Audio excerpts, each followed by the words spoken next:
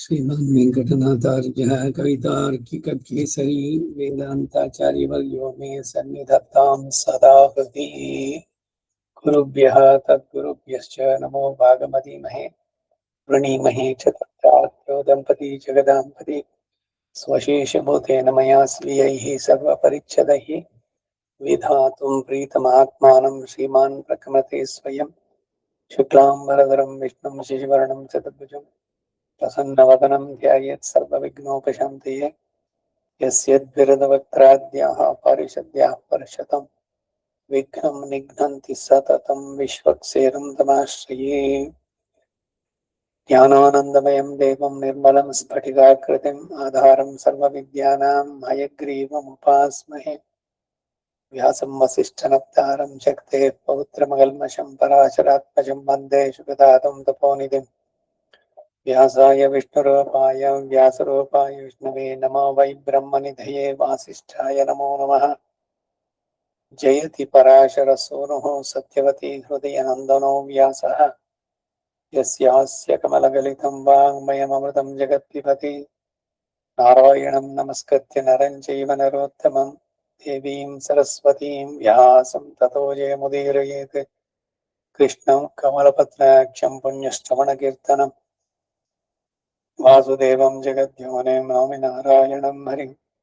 कृष्णाय यादवेन्द्राय ज्ञानमुद्राय योगिने नाथाय रुक्मिणीशाय नमो वेदान्तवेदिने। नमोऽस्तु ते व्यासविशालबुद्धे पुल्लारविन्दाय तपत्तनेत्र येन त्वया भारततैलपूर्णः प्रज्वालितो ज्ञानमयप्रदीपः। युधिष्ठिरो धर्ममयो महाद्रुमः स्कन्दोऽर्जुनो भीमसेनोऽस्य शाखाः माद्रीसुतो पुष्पफले समृद्धे मूलं कृष्णं ब्रह्म च ब्राह्मणाश्च भीष्मद्रोणतटा जयद्रथजला गान्धार नीलोत्पल शल्यग्राहवती कृपेण वहिनी कर्णेन वेलाकुला अश्वत्थाम विकर्णघोरमकरा दुर्योधनावर्तिनी सोत्तीर्णाः खलु पाण्डवैर्रणनदी कैवर्तके केशवीः। धर्मे चार्थे च कामे च मोक्षे च भरतर्षभ यदि हस्ति तदन्यत्र यन्नेहास्ति न तत् क्वचित्। महत्त्वे च गुरुत्वे च ध्रियमाणं यथोऽधिकं महत्त्वात् भारवत्वात् च महाभारतमुच्यते।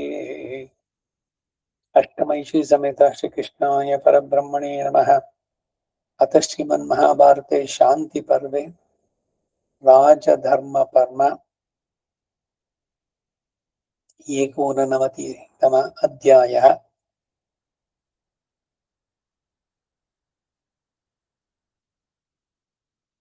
ಮತಿಯಲ್ಲ ಶತ ಏಕೋತ್ತರ ನವೋತ್ತರ ಶತ ಅಧ್ಯಾಯ. ಉತ್ತರ ಶತ ಅಂದ್ರೆ 100 ಮೇಲೆ 9, 109ನೇ ಅಧ್ಯಾಯ. ಭೀಷ್ಮನು ಧರ್ಮರಾಜನಿಗೆ ಸತ್ಯ ಅಸತ್ಯಗಳ ಸ್ವರೂಪವನ್ನು ತಿಳಿಸಿದ್ದು. ರಾಜಧರ್ಮ ಇವುಗಳೆಲ್ಲ ಹೇಳ್ತಾ ಬಂದ ಮೇಲೆ ಮುಂದಕ್ಕೆ ಆಗ ಯುಧಿಷ್ಠಿರ, ತಾತ, ಧರ್ಮದಲ್ಲಿಯೇ ನೆಲೆಗೊಂಡಿರಬೇಕೆಂಬ ಮನುಷ್ಯನು ಹೇಗೆ ನಡೆದುಕೊಳ್ಬೇಕು, ಇದರ ತತ್ವದ ಸಾರವನ್ನ ನನಗೆ ತಿಳಿಸ್ಬೇಕು. ಸತ್ಯ ಅಸತ್ಯ ಎಂಬ ಎರಡೂ ಕೂಡ ಪ್ರಪಂಚವನ್ನ ಆವರಿಸಿದೆ. ಧರ್ಮಜ್ಞನು ಇವೆರಡರಲ್ಲಿ ಯಾವುದನ್ನ ಹೇಗೆ ಅನುಸರಿಸಬೇಕು, ಸತ್ಯ ಅಂದರೇನು, ಅಸತ್ಯ ಅಂದ್ರೇನು, ಸನಾತನ ಧರ್ಮ ಎಂಬುದು ಯಾವುದು, ಸತ್ಯವನ್ನು ಹೇಳಬೇಕಾದ ಕಾಲ ಯಾವುದು, ಯಾವಾಗ ಅಸತ್ಯವನ್ನು ನುಡಿಬಹುದು ಎಂದ. ಅದಕ್ಕೆ ಭೀಷ್ಮ, ಧರ್ಮಪುತ್ರ, ಯಾವಾಗಲೂ ಸತ್ಯವನ್ನೇ ನುಡಿಯುವುದು ಒಳ್ಳೆಯದು. ಸದಾ ಸತ್ಯ, ಅನೃತಂ ನಾನೃತಂ ವದೇತಂತ, ಸುಳ್ಳನ್ನು ಹೇಳಬೇಡ. ಸತ್ಯಕ್ಕಿಂತಲೂ ಮೇಲಾದದ್ದಿಲ್ಲ. ಆದರೆ ಈ ವಿಷಯದಲ್ಲಿ ಲೋಕಕ್ಕೆ ಸುಲಭವಾಗಿ ತಿಳಿಯದ ವಿಚಾರವೊಂದನ್ನು ನಾನು ನಿನಗೆ ತಿಳಿಸ್ತೇನೆ. ಅಸತ್ಯವು ಸತ್ಯಕ್ಕೆ ಸಮಾನ ಎನಿಸುವಾಗ ಅಲ್ಲಿ ಅಸತ್ಯವನ್ನಾದ್ರೂ ನುಡಿಬಹುದು. ಅಸತ್ಯ ಅಂದ್ರೇನು, ಸುಳ್ಳು. ಸುಳ್ಳಿನಿಂದ ಸತ್ಯದ ಕಾಪಾಡುವುದಕ್ಕಾಗೋದಾದ್ರೆ ಅವಾಗ ಸುಳ್ಳನ್ನು ಹೇಳಬಹುದು, ಸುಳ್ಳು ಹೇಳಬಾರ್ದು. ಎಲ್ಲ ಹಿಂದೆನೂ ಅನೇಕ ಬಾರಿ ಈ ಕಥೆಗಳು ಬಂದಿದ್ದು. ಬೇಡನ ಒಬ್ಬ ಜಿಂಕೆಯನ್ನು ಓಡಿಸ್ಕೊಂಡ್ ಬಂದ. ಆ ಜಿಂಕೆ ಒಬ್ಬ ಋಷಿ ಆಶ್ರಮದೊಳಗೆ ಬಂದು ಎಲ್ಲೋ ಬಚ್ಚಿಟ್ಕೊಂತು. ಅವನ್ ನೇರ ಬಂದ್ಬಿಟ್ಟು ಕೇಳ್ದ, ಇಲ್ಲೊಂದು ಜಿಂಕೆ ಬಂತು ನೋಡಿದ್ರ ಅಂತ. ಅವನು ಸತ್ಯವನ್ನೇ ಹೇಳ್ತೀನಿ ಅಂತ, ನೋಡೋಲ್ ಬಂದಿದೆ ಅಲ್ಲ ಮೂಲೆಯಲ್ಲಿ ಮುಚ್ಚಿಟ್ಕೊಂಡಿದೆ ಅಂತ ಅಂದ್ರೆ ಅವನು ಬಾಣವನ್ನ ಬಿಟ್ಟು ಅದನ್ನು ಕೊಲ್ತಾನೆ. ಅದರ ಕೊಲೆಗೆ ನಿನ್ನ ಸತ್ಯ ಕಾರಣವಾದ್ರೆ ಅದು ಸತ್ಯ ಹೇಳುವ ರೀತಿನ ಹಾಗೆ. ಕಣ್ಣು ಕಾಣದೇ ಇದ್ರು ಕೂಡ ಮೂಗಿನಿಂದಲೇ ವಾಸನೆಯನ್ನು ತಿಳಿದು ಇತರ ಜಂತುಗಳನ್ನೆಲ್ಲ ಕೊಂದು ತಿಂತ ಇದ್ದಂತ ಒಂದು ಕುರುಡು ಮೃಗವನ್ನ ಬಲಾಕನೆಂಬ ಬೇಡ ಒಬ್ಬನು ಕೊಂದದ್ರಿಂದ ಅವನು ಪುಣ್ಯ ಭಾಗಿಯಾದ ಎಂಬುದು ಕರ್ಣ ಪರ್ವದಲ್ಲಿ ಬರುವಂತ ಒಂದು ಸಣ್ಣ ಕಥೆ ಅಂತ ಹಾಕಿದ್ದಾರೆ ಕೆಳಗಡೆ ಫುಟ್ ನೋಟಲ್ಲಿ. ಒಂದು ಗೂಬೆಯು ಗಂಗಾ ತೀರದಲ್ಲಿದ್ದ ಹಾವಿನ ಮೊಟ್ಟೆಗಳನ್ನೆಲ್ಲ ತಿಂದದ್ದರಿಂದ ಪುಣ್ಯಕ್ಕೆ ಭಾಗಿಯಾಯಿತು ಎಂಬುದು ಕೂಡ ಕರ್ಣನ. ಈಗ ಈ ಕುರುಡು ಪಕ್ಷಿ ಮೃಗ ಎಲ್ಲ ಕೇವಲ ವಾಸನೆ, ಅವುಗಳ ಶಬ್ದ ಎರಡರಿಂದನೇ ಯಾವ್ದೋ ಬರ್ತಾ ಇದೆ ಅಂತಂದಾಗ ಅದನ್ನ ಕೊಂದು ತಿಂತ ಇದ್ದಿದ್ದು ಅಮಾಯಕವಾಗಿ. ಪಾಪ ಇವುಗಳಿಗೇನು ಗೊತ್ತಿಲ್ಲ. ಅದನ್ನು ಒಬ್ಬ ಬೇಡ ಕೊಂದ, ಅದರಿಂದ ಅವನಿಗೆ ಪುಣ್ಯದ ಫಲ ಸಿಕ್ತು ಅಂತ. ಹಾಗೆ ಈ ಗೂಬೆ ಗಂಗಾ ನದಿ ತೀರದಲ್ಲಿರುವಂತ ಹಾವಿನ ಮೊಟ್ಟೆಗಳನ್ನೆಲ್ಲ ತಿಂತಾ ಇತ್ತು ಅಂದ್ರು. ಗಂಗಾ ನದಿ ತೀರಕ್ಕೆ ಸ್ನಾನಕ್ಕೆ ಬರುವಂತವರು ಅವರುಗಳು ಅಲ್ಲಿ ಬಂದ್ರೆ ಈ ಮರಿಗಳು ಇದಾಗಿ ಹಾವು ಕಚ್ಚಿ ಅವರುಗಳ ಪ್ರಾಣಕ್ಕೆ ಇದಾಗ್ತಾ ಇತ್ತು. ಸೊ ಅದರಿಂದ ಅದು ಮಾಡಿದ್ದು ಆಹಾರಕ್ಕಾಗಿ ಆದ್ರೂ ಕೂಡ ಅದು ಪುಣ್ಯಕ್ಕೆ ಭಾಗಿಯಾಯಿತು ಅಂತ. ಅದರಿಂದ ಕಠೋಪನಿಷತ್ತಿನಲ್ಲಿ ಸುರಸ್ಯ ಧಾರಾ ನಿಶಿತಾ ದುರತ್ಯಯ ಅಂತ ಬರುತ್ತೆ.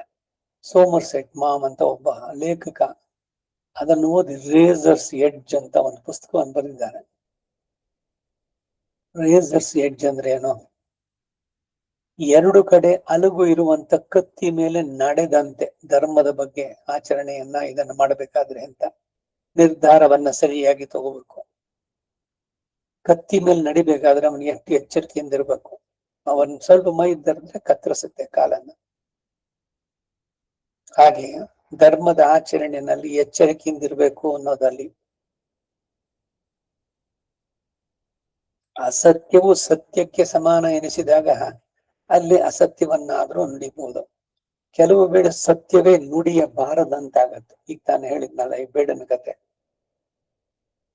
ಅಸತ್ಯವು ನುಡಿಯಲು ಯೋಗ್ಯವಾಗುವುದು ಯಾವಾಗ? ಒಂದು ಪ್ರಾಣಿಯ ರಕ್ಷಣೆಗಾಗಿ ಆಗ್ಬೇಕಾದ್ರೆ, ಒಂದು ಕೊಲೆನೋ ಒಂದಿದೋ ಇನ್ನೊಬ್ಬರಿಗೆ ಏನೋ ಒಂದು ನೋವು ಉಂಟಾಗತ್ತೆ ಅಂತ ಅನ್ಬೇಕಾದ್ರೆ ಆ ಸಂದರ್ಭದಲ್ಲಿ ಹೇಳಿದ್ರೆ ಅದು ಅಸತ್ಯ ನುಡಿಯಲು ಯೋಗ್ಯವಾಗುತ್ತೆ ಅಂತ. ಆದ್ರಿಂದ ಅನೃತವು ಎಲ್ಲಿ ಸತ್ಯವಾಗುವುದೋ, ಸತ್ಯವೇ ಎಲ್ಲಿ ಅನೃತವಾಗುವುದೋ ಅದನ್ನು ಅದರ ತತ್ವವನ್ನು ತಿಳಿಯದವನು ಮೂಢ ಎನಿಸ್ತಾನೆ. ಎಲ್ಲಿ ಏನ್ ಹೇಳ್ಬೇಕು ಏನ್ ಹೇಳಬಾರ್ದು ಇದು ಬಹಳ ವಿಶೇಷವಾಗಿ.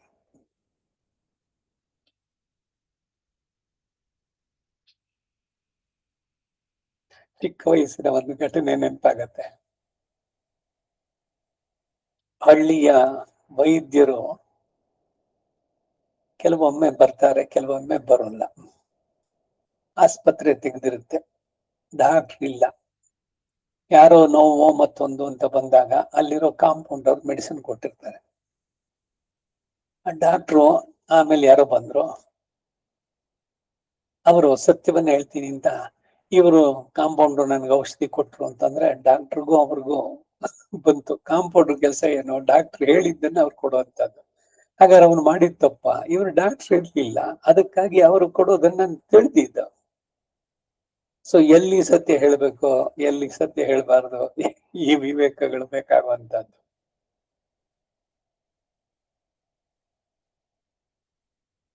ಸತ್ಯವೇ ಎಲ್ಲಿ ಅನೃತವಾಗುವುದೋ ಅದನ್ನು ಅದರ ತತ್ವವನ್ನು ತಿಳಿಯದವನು ಮೂಢ ಎನಿಸ್ತಾನೆ. ಅವನು ಸಂಕಟದಲ್ಲಿ ಸಿಕ್ಕಿಬೀಳ್ತಾನೆ. ಆದ್ದರಿಂದ ಸತ್ಯಾಸತ್ಯಗಳ ನಿಜ ಸ್ಥಿತಿಯನ್ನ ತಿಳಿದ ಮನುಷ್ಯನೇ ನಿಜವಾದ ಧರ್ಮಜ್ಞ. ಅಯೋಗ್ಯನು, ಬುದ್ಧಿಹೀನನು, ಕ್ರೂರನು ಆದಂತ ಮನುಷ್ಯನು ಕೂಡ ಕುರುಡ ಮೃಗ, ಈಗ ತಾನು ಹೇಳಿದ್ನಲ್ಲ ಕತೆ, ಬಲಾಕನೆಂಬ ಬೇಡನು ಅದರಿಂದ ಪುಣ್ಯ ಭಾಗಿಯಾದಂತೆ ದೊಡ್ಡ ಪುಣ್ಯಕ್ಕೆ ಪತನಾಗ್ತಾನೆ. ಎಷ್ಟೇ ಧರ್ಮಶ್ರದ್ಧೆಯುಳ್ಳವನಾಗಿದ್ದು ಕೂಡ ಧರ್ಮದ ತತ್ವವನ್ನು ತಿಳಿಯದ ಮೂಢನು ಅಧರ್ಮವನ್ನು ಮಾಡುವುದೇನು ಆಶ್ಚರ್ಯವಲ್ಲ. ಪಂಡಿತರೇ, ಶಾಸ್ತ್ರಿಗಳೇ, ಮಿಥ್ಯೆಯಿಂ ತಥ್ಯಕ್ಕೆ ಖಂಡಿತದಿ ಸೇತುವೆಯ ಕಟ್ಟುವಡೆ ನೀವು ಕಂಡಿರ ಮನುಜನ ಹೃದಯಾಂತರಾಳಗಳ ದಂಡವದ ನುಳಿದ ನುಡಿ ಮಂಕುತಿಮ್ಮ. ಸತ್ಲಿನಿಂದ ಸತ್ಯಕ್ಕೆ ಸೇತುವೆನ ಕಟ್ತೀನಿ, ಧರ್ಮವನ್ನೇ ನಾನು ಜೋರಾಗಿ ಹೇಳ್ತೀನಿ ಅಂತಂದ್ರೆ ಏನು ಅದು? ಯಾರಿಗೆ ಹೇಳ್ತಾ ಇದ್ದೀರಿ? ಅವ್ರಿಗೆ ಅದ ಆಗತ್ಯ? ಎಲ್ಲದನ್ನ ನೋಡಿ ಹೇಳ್ಬೇಕಾದದ್ದು. ಇಲ್ದಿದ್ರೆ ದಂಡ ಅದನ್ನು ಉಳಿದ ನುಡಿ ಅಂತಾರೆ.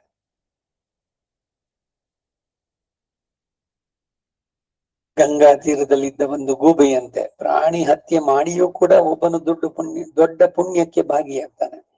ಹೇ ಧರ್ಮಪುತ್ರ, ಈಗ ನೀನು ಕೇಳಿದ ಪ್ರಶ್ನೆ ಬಹಳ ಕಠಿಣವಾದದ್ದು.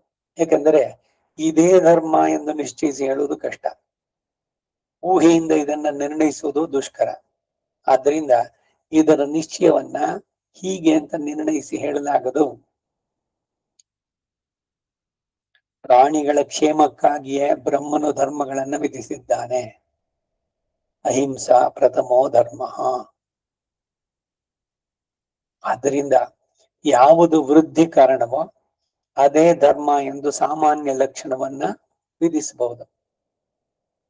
ಅಹಿಂಸೆ, ಸತ್ಯ, ಅಕ್ರೋಧ, ತಪಸ್ಸು, ದಾನ, ಇಂದ್ರಿಯ ನಿಗ್ರಹ, ಬುದ್ಧಿ, ಅಸೂಯೆ ಇಲ್ಲದೆ ಇರೋದು, ಇತರರನ್ನ ಸಂಕಟ ಪಡಿಸುವುದರಲ್ಲಿ ಸಾಮರ್ಥ್ಯವನ್ನು ತೋರಿಸದೇ ಇರೋದು, ಈರ್ಷ್ಯೆ ಇಲ್ಲದೆ ಇರೋದು, ಒಳ್ಳೆ ನಡತೆ ಎಂಬ ಇವು ಧರ್ಮ ಎಂದು ದೇವದೇವನಾದ ಬ್ರಹ್ಮನ ವಾಕ್ಯ. ಇದು ಸನಾತನ ಧರ್ಮ. ಸನಾತನ ಧರ್ಮ ಅಂದ್ರೇನು? ಈಗ ತಾನೇ ಹೇಳಿದ್ದು ಇಷ್ಟು ಎಲ್ಲ. ಧಾರಣಾತ್ ಧರ್ಮಂ ಇತ್ಯೆ ಆಹುಹು ಅಂತಿದೆ. ಯಾವುದನ್ನ ನಾವು ನಮ್ಮ ಜೀವನದಲ್ಲಿ ಅಳವಡಿಸಿಕೊಂಡು ನಾವು ಆ ರೀತಿ ಬಾಳ್ತೀವೋ ಅದು ಧರ್ಮ. ತೈತ್ತಿರೀಯ ಉಪನಿಷತ್ತಿನಲ್ಲಿ ಶಿಕ್ಷಾವಲಿಯಲ್ಲಿ ಯುಕ್ತ ಆಯುಕ್ತ, ಯಾವುದು ಯುಕ್ತವಾದದ್ದು, ಯಾವುದು ಯುಕ್ತವಾದದ್ದು.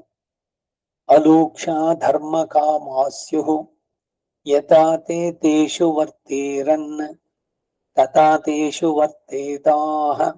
ಏಷ ಆದೇಶಃ, ಏಷ ಉಪದೇಶಃ, ಏಷಾ ವೇದೋಪನಿಷತ್, ಏತದ್ ಅನುಶಾಸನಂ, ಏವಮುಪಾಸಿತವ್ಯಂ, ಏವಮುಚೈತದುಪಾಸ್ಯಂ ಅಂತ. ಯುಕ್ತ ಆಯುಕ್ತಗಳು ದೇಶಕ್ಕೆ, ಕಾಲಕ್ಕೆ, ಪ್ಲೇಸು, ಆ ಸಂದರ್ಭ ಎಲ್ಲವೂ ಕೂಡ ಗಮನಿಸಿ ಅದನ್ನು ಮಾಡಬೇಕು. ಶಾಸ್ತ್ರವೇತ್ತರಾದವರು ತಾವು ಶಾಸ್ತ್ರವನ್ನ ಯಥಾರ್ಥವಾಗಿ ತಿಳಿದು ಹೀಗೆ ನಡೆಸಿದ್ರೆ ಒಳ್ಳೆಯದು ಅಂತ ಲೋಕಕ್ಕೂ ತಿಳಿಸಿ ಬಂದಂತದ್ದೇ ಸ್ಮೃತಿ ಗ್ರಂಥಗಳು ಬಂದಿದ್ದು. ಮನುಸ್ಮೃತಿ, ಯಾಜ್ಞವಲ್ಕ್ಯ ಸ್ಮೃತಿ, ಪರಾಶರ ಸ್ಮೃತಿ, ಹಾರಿತ ಸ್ಮೃತಿ, 16 ಜನ ಸ್ಮೃತಿಕಾರರು ಮಾಡಿದಂತ. ಅವೆಲ್ಲ ಎಲ್ಲ ಹಳೆದು, ಔಟ್ಡೇಟೆಡ್ ಅಂತಲ್ಲ. ಕೆಲವೆಲ್ಲ ಮನುಷ್ಯ ಎಷ್ಟು ದಿವಸ ಭೂಮಿ ಮೇಲೆ ಇರ್ತಾನೋ ಅಷ್ಟಕ್ಕೂ. ಯದ್ ಮನುರವದದು ತದ್ಭೇಷಜಂ, ಮನುಸ್ಮೃತಿ ಮಾನವನಿಗಾಗಿ ಬಂದಂತಹದ್ದು. 14 ಜನ ಮನ್ವಂತರಿಗೆ ಅಧಿಪತಿಗಳಿದ್ದಾರೆ. ಅವರು ಮನ್ವಂತರದ ಅಧಿಪತಿಗಳು, ಅವರು ಮನ್ವಂತ ಅನ್ನಿಸ್ಕೊಳ್ಳೋರು. ಆಯಾಯ ಕಾಲಕ್ಕೆ ಅವರು ಮಾಡಿಟ್ಟಿರೋದು ಕಲಿಯುಗಕ್ಕೆ, ಇವುಗಳಿಗೆ. ಅದನ್ನ ಈಗಿನ ಕಾಲಕ್ಕೆ ಅನುಸರಿಸಿಕೊಂಡು ಸೇರಿಸ್ಕೊಂಡು ಹೇಳ್ಬೇಕು. ಕೃಷಿ ವಾಕ್ಯದೊಡನೆ ವಿಜ್ಞಾನ ಕಲೆ ಮೇಳವಿಸೆ ಜಸವು ಜನ ಜೀವನಕ್ಕೆ ಶ್ರೇಯಸ್ಕರವಾದದ್ದು ಅಂತ.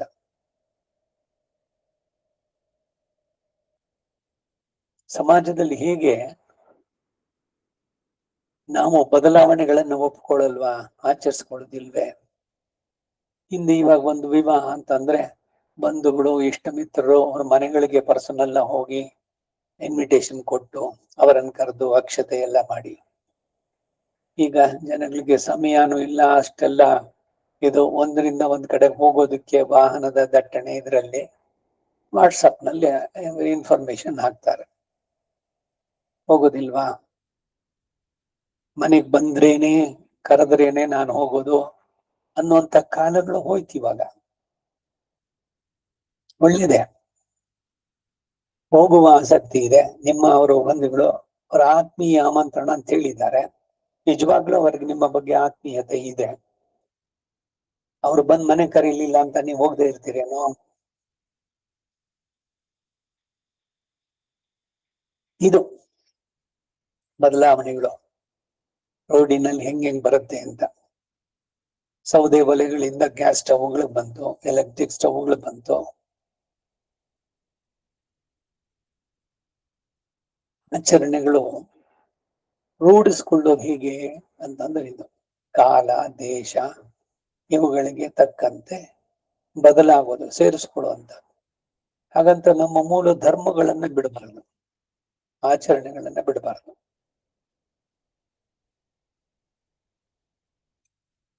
ಈ ಧರ್ಮದಲ್ಲಿ ವರ್ತಿಸ್ತಕ್ಕವನು ಕ್ಷೇಮವನ್ನು ಹೊಂದುತ್ತಾನೆ. ವೇದದಲ್ಲಿ ವಿಧಿಸಲ್ಪಟ್ಟ ವಧಾ ಕಾರ್ಯವು ಹಿಂಸೆ ರೂಪವಾಗಿದ್ದು ಕೂಡ ಅದು ಧರ್ಮ ಹೊರತು ಅಧರ್ಮವಲ್ಲ. ಅಶ್ವಮೇಧ ಯಾಗ, ವಾಜಪೇಯ, ಅಜ ಆಡನ್ನು ಇಟ್ಟು ನಡೆಸುವಂತ ಯಾಗಗಳು ಲೋಕವನ್ನು ಧರಿಸುವುದರಿಂದ ಧರ್ಮ ಅಂತ ಹೇಳಿಸುತ್ತೆ. ಪ್ರಜೆಗಳೆಲ್ಲ ಆ ಧರ್ಮದಿಂದ ಧರಿಸಲ್ಪಡ್ತಾರೆ. ಧರಿಸುವ ಶಕ್ತಿ ಉಳ್ಳದ್ದೇ ಧರ್ಮ ಎನಿಸೋದು. ಇಲ್ಲಿನ ಮಾತೆ ಅದು, ನಾನು ಫಸ್ಟ್ ಹೇಳಿದ್ದು. ಸಂಸ್ಕೃತದಲ್ಲಿ ಆ ಶ್ಲೋಕವನ್ನು ನೋಡಿದ್ರೆ ಧಾರಣಾತಿಥಿ ಧರ್ಮ, ಯಾವುದನ್ನ ನಾವು ಧರಿಸುವ ಶಕ್ತಿ ಉಳ್ಳದ್ದು ಅದು ಧರ್ಮ. ಪ್ರಾಣಿಗಳನ್ನ ಕಷ್ಟದಿಂದ ತಪ್ಪಿಸುವುದಕ್ಕಾಗಿಯೇ ಈ ಧರ್ಮಗಳೆಲ್ಲ ಉಪದೇಶಿಸಲ್ಪಟ್ಟಿದೆ. ಅಹಿಂಸಾ ಪರಮೋ ಧರ್ಮ, ಗೌತಮ ಬುದ್ಧ ಇವರು ಹೇಳಿದ್ರು, ಅಥವಾ ಜೈನ ಮತದಲ್ಲಿ ಇದೆ ಅಂತಲ್ಲ, ನಮ್ಮ ಸನಾತನ ಧರ್ಮದಲ್ಲಿಯೇ ಇರೋದು ಅಹಿಂಸೆ ಮೊದಲನೇದು. ಸತ್ಯ, ಅಕ್ರೋಧ, ಕೋಪವನ್ನು ನಿಗ್ರಹಿಸೋದು, ತಪಸ್ಸು, ದಾನ, ಇಂದ್ರಿಯ ನಿಗ್ರಹ, ಇವೆಲ್ಲ ವೇದದಲ್ಲಿ ಹೇಳಲ್ಪಟ್ಟವುಗಳೇ ಧರ್ಮ ಎಂದು ಕೆಲವರು, ಹಾಗಲ್ಲ ಎಂದು ಬೇರೆ ಕೆಲವರು ಹೇಳುವರು. ಅದಕ್ಕಾಗಿ ನಾವು ಯಾರನ್ನು ನಿಂದಿಸೋ ಹಾಗಿಲ್ಲ. ಧರ್ಮಗಳೆಲ್ಲವೂ ಸಾಕಲ್ಯವಾಗಿ ವೇದದಲ್ಲಿ ವಿಧಿಸಲ್ಪಟ್ಟೂ ಇಲ್ಲ. ಕೆಲವು ಸಂದರ್ಭಗಳಲ್ಲಿ ಕಳ್ಳರು ಬೇರೆ ಕೆಲವರ ತಲೆ ಒಡೆದು ಅದರ ಸೊತ್ತನ್ನು ಅಪಹರಿಸಿಕೊಂಡು ಹೋಗ್ಬೇಕೆಂದು ಹುಡುಕುತ್ತಾ ಆ ಜನರಿರತಕ್ಕ ಸ್ಥಳವನ್ನು ಕೇಳಿದಾಗ ಅದರ ನಿಜಾಂಶವನ್ನು ಕಳ್ಳರಿಗೆ ಹೇಳಿಬಿಡುವುದು ಧರ್ಮ ಅಲ್ಲ. ಆಗ ಸುಳ್ಳಾಡುವುದೇ ಧರ್ಮ ಎನಿಸುತ್ತೆ. ಆ ಸ್ಥಿತಿಯಲ್ಲಿ ಯಾವುದನ್ನು ಹೇಳದೆ ತಪ್ಪಿಸಿಕೊಳ್ಳಲು ಸಾಧ್ಯವಾದರೆ ಬಾಯಿಯಿಂದ ಯಾವುದನ್ನು ನುಡಿಯದೆ ಸುಮ್ಮನೆ ಇರುವುದು ಒಳ್ಳೆಯದು. ಯಾವುದನ್ನಾದ್ರೂ ಹಿಡಿಯೇ ತಿರಬೇಕು ಎಂಬ ನಿರ್ಬಂಧ ಏರ್ಪಟ್ಟಾಗ ಬಾಯಿ ಎತ್ತದೆ ಸುಮ್ಮನಿದ್ರೆ ಕಳ್ಳರಿಗೆ ಸಂದೇಹ ಉಂಟಾಗ್ಬೋದು. ಆಗ ಸತ್ಯವನ್ನು ಹೇಳುವುದಕ್ಕಿಂತ ಅಸತ್ಯವನ್ನಾದ್ರೂ ಶಪಥ ಮಾಡಿ ನುಡಿದು ಆ ಪಾಪಿಗಳ ನಿರ್ಬಂಧದಿಂದ ತಪ್ಪಿಸಿಕೊಳ್ಳುವುದು ಉತ್ತಮ. ಇತರರು ಅಸತ್ಯದಿಂದ ಪ್ರವರ್ತಿಸುವಾಗ ಅವರಲ್ಲಿ ಸತ್ಯಕ್ಕಿಂತಲೂ ಅಮೃತವನ್ನೇ ಅವಲಂಬಿಸುವುದು ಒಳ್ಳೆಯದು. ಒಬ್ಬನು ವಿಚಾರ ಇಲ್ಲದೆ ಒಬ್ಬನನ್ನ ಕೊಲೆ ಮಾಡಲು ಯತ್ನಿಸಿದಾಗ ಅದನ್ನು ತಪ್ಪಿಸುವುದಕ್ಕಾಗಿ ನುಡಿಯುವಂತಹ ಅಮೃತ ಸುಳ್ಳು ಸತ್ಯಕ್ಕಿಂತಲೂ ಉತ್ತಮವಾದದ್ದು. ಯಾಕೆಂದ್ರೆ ಒಂದು ಪ್ರಾಣದ ರಕ್ಷಣೆಯನ್ನ ಮಾಡ್ತಾ ಇದ್ದೀರಿ ನೀವು. ಸುಳ್ಳಾಡಿಯಾದರೂ ಪಾಪಿಗಳ ಸಂಬಂಧದಿಂದ ತಪ್ಪಿಸಿಕೊಳ್ಳೋದೇ ಮೇಲು. ಸುಳ್ಳಾಡಿಯಾದರೂ ಪಾಪಿಗಳ ಕೈಗೆ ಹಣವು ಸೇರದಂತೆ ಮಾಡಲು ಸಾಧ್ಯವಾದಷ್ಟು ಯತ್ನಿಸಬೇಕು. ಪಾಪಿಗಳಿಗೆ ಕೊಟ್ಟ ಧನವು ಕೊಟ್ಟವನನ್ನ ದೋಷಕ್ಕೆ ಪಾತ್ರನನ್ನಾಗಿ ಮಾಡುತ್ತೆ. ಒಬ್ಬನಲ್ಲಿ ಜೀತಕ್ಕಾಗಿ ಮತ್ತೊಬ್ಬನು ಹಣವನ್ನು ತೆಗೆದುಕೊಂಡಾಗ ಆ ಒಡಂಬಡಿಕೆಯ ನಿಜಾಂಶವನ್ನು ನಿರೂಪಿಸುವುದಕ್ಕಾಗಿ ಸಾಕ್ಷ್ಯ ಹೇಳಲು ಕರೆಸಲ್ಪಟ್ಟವರು ಅಲ್ಲಿ ಹೇಳಬೇಕಾದದ್ದನ್ನು ಹೇಳದೆ ಮರೆಸಿಬಿಟ್ಟರೆ ಅಮೃತವಾದಿಗಳೆನಿಸ್ತಾರೆ. ಪ್ರಾಣಾಪಾಯದಲ್ಲಿಯೋ ವಿವಾಹ ಕಾರ್ಯಕ್ಕಾಗಿಯೋ ಅಮೃತವನ್ನು ನುಡಿಯೋದರಿಂದ ದೋಷವಿಲ್ಲ. ಇದ್ರಲ್ಲಿಂದನೇ ಬಂದಿರೋದು ಗಾದೆ. 1000 ಸುಳ್ಳು ಹೇಳಿ ಆದ್ರೂ ಒಂದ್ ಮದುವೆ ಮಾಡುವಂತ ಒಳ್ಳೆಯ ದೃಷ್ಟಿಯಿಂದ ಅವರಿಬ್ಬರು ಮುಂದಕ್ಕೆ ಸೇರೋದು. ವಿವಾಹ ಆದರೆ ಅದಕ್ಕಾಗಿ ಇವರೇನೋ ಒಂದು ಸುಳ್ಳು ಹೇಳಿದ್ರು ಅಂತ ಅದರ ಸುಳ್ಳನ್ನು ಸಪೋರ್ಟ್ ಮಾಡ್ತೀವಿ ಅಂತ ಆಗೋಲ್ಲ ಇಲ್ಲಿ. ಅದಕ್ಕೇನೆ ಯಾವ ಸಂದರ್ಭ, ಏನು, ಪರಿಸರ ಇವುಗಳನ್ನ ತಿಳಿಸುವಂತದ್ದು. ಹುಬ್ಬಳ್ಳಿ ಬೆಳಗಾಂ ಕಡೆನಲ್ಲಿ ನಾನು ವೈದ್ಯಕೀಯ ಇದರಲ್ಲಿ ಇದ್ದಾಗ ಡಾಕ್ಟರ್ಗಳು ಹೇಳೋದು ಏನು ಅಂದ್ರೆ, ಅವರಿಗೆ ಯಾರೋ ಬಂದಿದ್ದಾನೆ, ನನ್ಗೆ ಹೆಚ್ಚಿಗೆ ಏನಿಲ್ಲ, ತಲೆನೋವು ಇಲ್ಲ, ಏನೋ ಜ್ವರ ಮತ್ತೊಂದಕ್ಕೆ. ಇವರು ಹೇಳ್ತಾರೆ ಸಿಂಪಲ್ ಆಗಿ, ಡಾಕ್ಟರ್ ಇದು ಬೇಡ, ಒಂದು ಇಂಜೆಕ್ಷನ್ ಕೊಟ್ಬಿಡಿ, ನೀವ್ ಇಂಜೆಕ್ಷನ್ ಕೊಟ್ಬಿಟ್ರೇನೆ ನನ್ ಗುಣವಾಗುತ್ತೆ ಅನ್ನೋದು ಅವನಿಗೆ ಬಹಳ ಇಷ್ಟ ಆಗು. ಅವನಿಗೆ ಇಂಜೆಕ್ಷನ್ ಅವಶ್ಯಕತೆ ಇಲ್ಲ. ಇವ್ರು ಏನ್ ಮಾಡೋದು, ಡಾಕ್ಟ್ರು ಹಾಸ್ಪಿಟಲ್ದಾಗ, ಸಿಸ್ಟರ್ 2 ml ಡಿಸ್ಟ್ ಅನ್ನೋರು, 2 ml ಡಿಸ್ಟಿಲ್ ವಾಟರ್ ಅವನಿಗೆ ಚುಚ್ಚು ಅಂತ. ಏನದು ಡಿಸ್ಟಿಲ್ ವಾಟರ್? ನೀರನ್ನ ಇಂಜೆಕ್ಷನ್ ಅಲ್ಲಿ ಚುಚ್ಚಿದ್ರೆ ನೋವು ಜಾಸ್ತಿ ಆಗತ್ತೆ, ಆದ್ರೆ ಅವನ ಮನಸ್ಸಿಗಿರುವಂತ ಸ್ಟ್ರಾಂಗ್ ಇದು, ಆ ಚುಚ್ಚಿದ್ರು ಅದರಿಂದ ನೋವು ಅಷ್ಟಿತ್ತು, ನನ್ಗೆ ಗುಣ ಆಯ್ತು ಅಂತ ಅಂದ್ಬಿಟ್ಟು. ಈಗ ಡಾಕ್ಟ್ರು ಆ ನರ್ಸ್ಗಳು ಮಾಡಿಸಿದ್ದು ಸರಿನಾ ತಪ್ಪ ಅಂದ್ರೆ ಡಾಕ್ಟರ್ ಮಾಡಿದ್ ಸರಿನೇನೆ. ಮಾನಸಿಕವಾಗಿ ಅವನಿಗೆ ಇಂಜೆಕ್ಷನ್ ತಗೊಂಡ್ರೇನೆ ಗುಣ ಆಗತ್ತೆ ಅನ್ನೋದಾದ್ರೆ ಅದ್ರಲ್ಲಿ ಏನಿಲ್ಲ, ಸುಮ್ನೆ ಮಾಡ್ಬೇಕಾಗಿಲ್ಲ. ವೈದ್ಯನಾಗಿ ಏನು, ತನ್ನಲ್ಲಿಗೆ ಬಂದ ರೋಗಿಗಳಿಗೆ ಯಾವುದೇ ರೀತಿಯಿಂದ ಅವನ ನೋವನ್ನ ಇದನ್ನ ಗುಣಪಡಿಸ್ಬೇಕಾದ್ದು. ಅದಕ್ಕೆ ಅವನ ಮನಸ್ಥಿತಿ ಇದುಗಳನ್ನ ನೋಡಿ ಮಾಡುವಂತದ್ದು. ಹೀಗೆ ಲೋಕದ ವ್ಯವಹಾರದಲ್ಲೂ ಕೂಡ ಕೆಲವೊಮ್ಮೆ ಕೃಷ್ಣ ಜಾರ, ಚೋರ, ಸುಳ್ಳು ಹೇಳದ, ಮೋಸದಿಂದ ಮಾಡದ, ಹಗಲಿನಲ್ಲೇ ಈರುಳನ್ನ ಉಂಟು ಮಾಡಿದ, ಅರ್ಜುನ ಇವನಲ್ಲಿ ಶರಣಾಗಿದ್ದಾನೆ, ನನ್ನ ಪ್ರಾಣ ಹಿ ಪಾಂಡವಾಹ ಅಂತಲ್ಲಿ ಅವನು ಹೇಳಿದ್ದು. ಅವನ ರಕ್ಷಣೆಯ ಭಾರ ಇವನಿಗೆ. ಕೃಷ್ಣನನ್ನು ಕೇಳದೆ ಇವನು ಶಪಥ ಮಾಡಿದ್ದಾನೆ ಅರ್ಜುನ, ನಾಳೆ ಸಂಜೆ ಸೂರ್ಯಾಸ್ತಮದ ಒಳಗೆ ಅಭಿಮನ್ಯುವಿನ ಸಾವಿಗೆ ಕಾರಣನಾದವನ ತಲೆ ತೆಗೆದಿದ್ರೆ ನಾನು ಪ್ರಾಯೋಪವೇಶ ಮಾಡ್ತೇನೆ, ನಾನೇ ಅಗ್ನಿಗೆ ಬೀಳ್ತೀನಿ ಅಂತ ಹೇಳಿದವನು.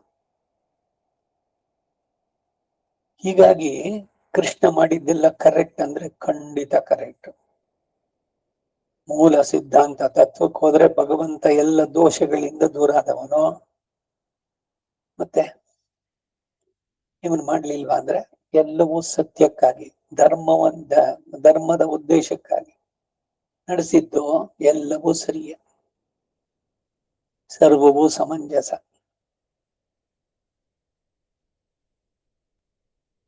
ಪರರ ಧನವನ್ನು ರಕ್ಷಿಸೋದಕ್ಕಾಗಿ, ಧರ್ಮ ಕಾರ್ಯವನ್ನು ನಡೆಸೋದಕ್ಕಾಗಿಯೋ ಅಮೃತವನ್ನು ಆಡಬಹುದು. ಧರ್ಮವನ್ನು ಬಯಸುವವನು ಮತ್ತೊಬ್ಬರ ಕಾರ್ಯ ಸಾಧನೆಗಾಗಿ ಪ್ರಯತ್ನಿಸುವಲ್ಲಿ ಸತ್ಯವೆಂಬ ಧರ್ಮವನ್ನೇ ಹಿಡಿಯಬೇಕಾದ ನಿರ್ಬಂಧ ಇಲ್ಲ. ಒಬ್ಬನು ಬಾಯಿಂದ ಆಡಿದ ಮೇಲೆ ಕೊಟ್ಟೆ ತೀರಬೇಕು. ಅಂತವನು ಸ್ವಕಾರ್ಯ ತತ್ಪರನಾಗಿದ್ರೆ ಅವನನ್ನ ಬಲಾತ್ಕರಿಸಿ ಆದ್ರೂ ಕೊಡಿಸ್ಬೇಕು. ಒಬ್ಬನು ವಾಗ್ದಾನ ಮಾಡಿದ ಧನ ಕಳ್ಳರಿಂದ ಬಲಾತ್ಕರಿಸಿ ಅಪಹರಿಸಲ್ಪಟ್ಟಾಗ ಮಾತ್ರ ಅವನು ಅದನ್ನು ಕೊಡದಿದ್ರು ಅಸತ್ಯದ ದೋಷಕ್ಕೆ ಭಾಗಿಯಾಗಲಾರ. ಒಬ್ಬನು ಧರ್ಮ ರೀತಿಯಿಂದ ಮಾಡಿದ ಒಡಂಬಡಿಕೆಗೆ ತಪ್ಪಿ ನಡೆದರೆ ಅಧರ್ಮ ಪ್ರವರ್ತಕನಾದ ಅವನನ್ನ ದಂಡನೆಯಿಂದ ನಿಗ್ರಹಿಸಬೇಕು. ಧನವಂತನು ಸ್ವಧರ್ಮವನ್ನು ಬಿಟ್ಟು ಬೇರೆ ಎಂತಹ ಧರ್ಮಗಳನ್ನು ಹಿಡಿದ್ರು ಅವನು ಧರ್ಮಚ್ಯುತನೇ ಆಗ್ತಾನೆ.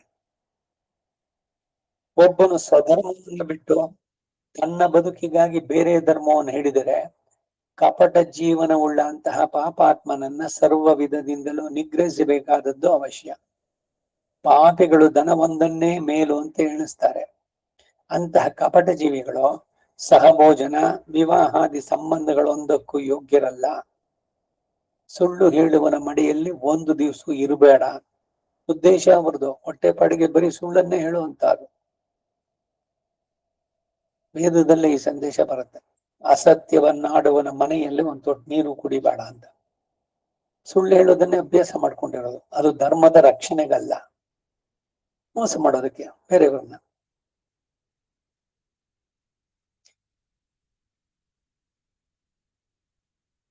ಅಂತವರು ದೇವ ಮನುಷ್ಯ ಜನ್ಮಗಳೆರಡಕ್ಕೂ ಹೊರಗಾದ ಪ್ರೇತ ಸಮಾನರು. ತಪಸ್ಸು ಯಜ್ಞಗಳೆಂಬ ಒಂದು ಅವರಿಗೆ ಸಲ್ಲದು. ಅವರ ಸಂಸರ್ಗವೇ ಕೂಡದು. ಅವರ ಧನವನ್ನು ಕಿತ್ಕೊಂಡ್ರೆ ಅವರು ತಮ್ಮ ಜೀವಿತವನ್ನೇ ನಿಷ್ಪ್ರಯೋಜನವನ್ನಾಗಿ ಎಣಿಸ್ತಾರೆ. ಅವರಿಗೆ ಇದು ಧರ್ಮ, ಇದನ್ನ ನೀನು ಆಚರಿಸು ಎಂದು ಹೇಳಿ ತಿಳಿಸೋದು ಅಸಾಧ್ಯ. ಪಾಪಿಗಳಲ್ಲಿ ಯಾವನಿಗೂ ಇಂಥದ್ದು ಧರ್ಮ ಎಂಬ ನಿಶ್ಚಯವೇ ಹುಟ್ಟದು. ಅಂತವನನ್ನು ಕೊಂದವನು ಅವನಿಂದ ಪಾಪ ಭಾಗಿಯಾಗುವುದಿಲ್ಲ. ಏಕೆಂದ್ರೆ ಅವನು ತನ್ನ ಕರ್ಮದಿಂದಲೇ ಮೊದಲೇ ಹತನಾಗಿರುವುದರಿಂದ ಅವನನ್ನು ಕೊಲ್ಲುವುದು ಸತ್ತವನನ್ನು ಕೊಂದಂತೆ ಹೊರತು ಬೇರೆ ಅಲ್ಲ. ಅವರನ್ನು ಕೊಲ್ಲಲು ಪ್ರತಿಜ್ಞೆ ಮಾಡಿದವನು ಆ ಪ್ರತಿಜ್ಞೆಯನ್ನು ನಡೆಸಲೇಬೇಕು. ಅದರಿಂದ ಪಾಪ ಇಲ್ಲ. ನಾಯಿ ಕಾಗೆಗಳಂತೆ ವಂಚನೆಯಿಂದಲೇ ಜೀವಿಸತಕ್ಕಂತ ಪಾಪಿಗಳು ದೇಹವನ್ನ ನೆಗೆದ ಮೇಲೆ ಅಂತಹ ಹೀನ ಜನ್ಮಗಳನ್ನೇ ಹೊಂದುತ್ತಾರೆ. ನಾಯಿಯ ಜನ್ಮ, ಕಾಗೆ ಜನ್ಮ, ಇವೆಲ್ಲ. ಒಬ್ಬ ಮನುಷ್ಯನು ಬೇರೊಬ್ಬನಲ್ಲಿ ಹೇಗೆ ವರ್ತಿಸ್ತಾನೋ ಅವನಲ್ಲಿ ಅದರಂತೆಯೇ ವರ್ತಿಸ್ಬೇಕು. ಇದಕ್ಕೆ ಬಂದಿದ್ ಮಾತದು, ಗಾದೆ ಮಾತು, ಮುಳ್ಳನ್ನು ಮುಳ್ಳಿಂದಲೇ ತೆಗಿಬೇಕು ಅಂತ. ಕಪಟದಿಂದ ನಡೆಯುವನಲ್ಲಿ ಕಪಟದಿಂದಲೇ ವರ್ತಿಸ್ಬೇಕು. ಒಳ್ಳೆಯವರನ್ನು ಒಳ್ಳೆಯತನದಿಂದಲೇ ವಶ ಮಾಡಿಕೊಳ್ಳಬೇಕು. ಸನಾತನ ಧರ್ಮ ಸತ್ಯ ಅಸತ್ಯ ಅನ್ನೋಕೆ ಬಹಳ ಸುಂದರವಾದಂತಹ ಒಂದು ನಿರೂಪಣೆ ಯುಧಿಷ್ಠಿರ ಅವನು ಭೀಷ್ಮನಿಂದ ಕೇಳಿದ್ದು ಈ 109ನೇ ಅಧ್ಯಾಯದಲ್ಲಿ. ಅಷ್ಟಮೈಷಿ ಸಮೇತ ಶ್ರೀ ಕೃಷ್ಣಾಯ ಪರಬ್ರಹ್ಮಣೇ ನಮಃ. ಭೀಷ್ಮನು ಧರ್ಮರಾಜನಿಗೆ ದುರ್ಗತಿಯನ್ನ ದಾಟತಕ್ಕ ಉಪಾಯವನ್ನು ತಿಳಿಸಿದ್ದು. ಅಷ್ಟಮೈಷಿ ಸಮೇತ ಶ್ರೀ ಕೃಷ್ಣಾಯ ಪರಬ್ರಹ್ಮಣೇ ನಮಃ. ತಿರುಗಿ ಧರ್ಮರಾಜನು, ಹೇ ಪಿತಾಮಹ, ಪ್ರಾಣಿಗಳು ಬೇರೆ ಬೇರೆ ವಿಷಯಗಳಲ್ಲಿ ಬೇರೆ ಬೇರೆ ವಿಧವಾಗಿ ಪ್ರವರ್ತಿಸುತ್ತವೆ. ಆದ್ದರಿಂದ ತಮಗೆ ಉಂಟಾಗುವ ದುರ್ಗತಿಗಳನ್ನ ದುಃಖಗಳನ್ನ ದಾಟತಕ್ಕ ಉಪಾಯ ಏನು ಎಂದ. ಭೀಷ್ಮ, ಕುಮಾರ, ದ್ವಿಜರಲ್ಲಿ ಯಾರು ತಮ್ಮ ಆತ್ಮವನ್ನ ನಿಗ್ರಹಿಸಿ ಶಾಸ್ತ್ರೋಕ್ತ ರೀತಿಯಿಂದ ತಮ್ಮ ಆಶ್ರಮಗಳಲ್ಲಿ ವರ್ತಿಸ್ತಾರೋ ಅವರು ತಮ್ಮ ಕಠಿಣ ಕಷ್ಟಗಳಿಂದ ಪಾರಾಗ್ತಾರೆ. ಶಾಸ್ತ್ರದಲ್ಲಿ ವಿಧಿಸಿದಂತೆ ವರ್ಣಾಶ್ರಮ ಧರ್ಮಗಳನ್ನು ಆಚರಿಸಿದ್ರೆ ಧರ್ಮೇನ ಪಾಪಂ ಅಪನುದತಿ ಅನ್ನೋ ಮಾತಿದೆ ವೇದದಲ್ಲಿ. ಕಠಿಣವಾದ ಕಷ್ಟಗಳಿಂದ ಬಿಡುಗಡೆ ಆಗುತ್ತಾರೆ.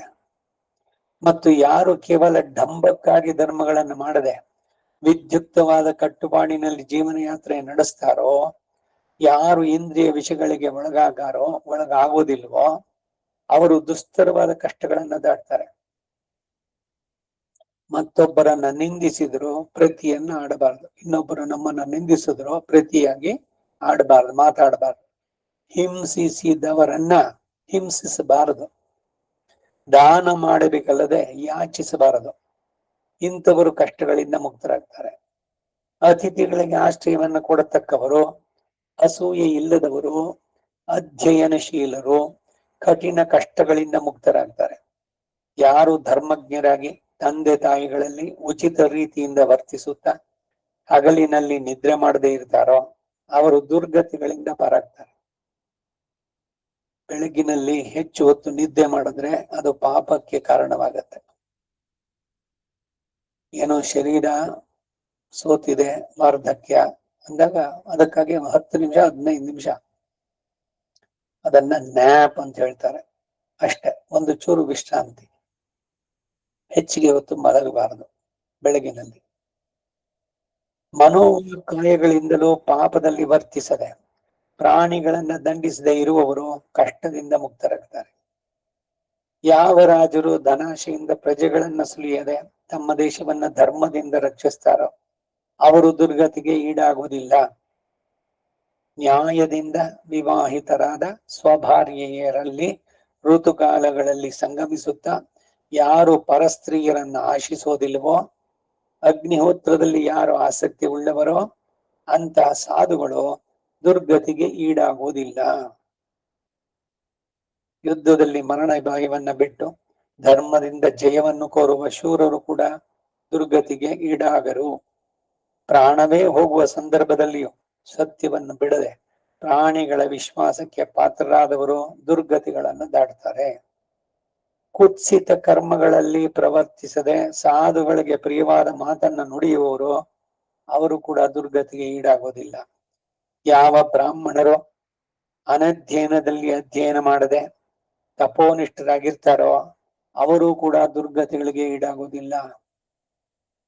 ವೇದವನ್ನ ಯಾವತ್ತಿನ ದಿವಸ ಹೇಳಬೇಕೋ ಅದರಲ್ಲಿ ಅನಧ್ಯಯನ ದಿವಸದಲ್ಲಿ ವೇದ ಅಧ್ಯಯನ ಮಾಡೋಕ್ ಹೋಗಬಾರದು. ಪ್ರಥಮೆ, ಅಷ್ಟಮಿ, ಏಕಾದಶಿ, ದ್ವಾದಶಿ ಆದ್ಮೇಲೆ ಪರ್ವ ಪ್ರದೋಷ, ಅಲ್ಲಿಂದ 3 ದಿವಸ ಅಥವಾ 4 ದಿವಸ, ಇಂಥ ದಿವಸಗಳಲ್ಲಿ ವೇದವನ್ನು ಪಾರಾಯಣ ಮಾಡಿದ್ರೆ ಒಳ್ಳೇದಾಗಲ್ಲ. ಅದು ಅನಧ್ಯಯನ ಅನ್ನೋದು ಹೇಳೋದು. ಸೀತೆ ಈ ಮಾತನ್ನ ಹೇಳ್ತಾರೆ ಸುಂದರಕಾಂಡದಲ್ಲಿ ಆಂಜನೇಯನಿಗೆ ಹೇಳ್ಬೇಕಾದ್ರೆ, ಪ್ರಥಮೇ ದಿವಸ ಅಧ್ಯಯನ ಮಾಡಿದವನಂತೆ ಎಲ್ಲವೂ ಕ್ಷೀಣವಾಗಿ ಹೋಗುತ್ತೆ ಅಂತ. ಏನು ಅಂದ್ರೆ ಅಂತ ದಿವಸ ವೇದ ಹೇಳೋಕ್ ಹೋದ್ರೆ ಕಲಿತಿದ್ದು ಮರ್ತೋಗುತ್ತೆ.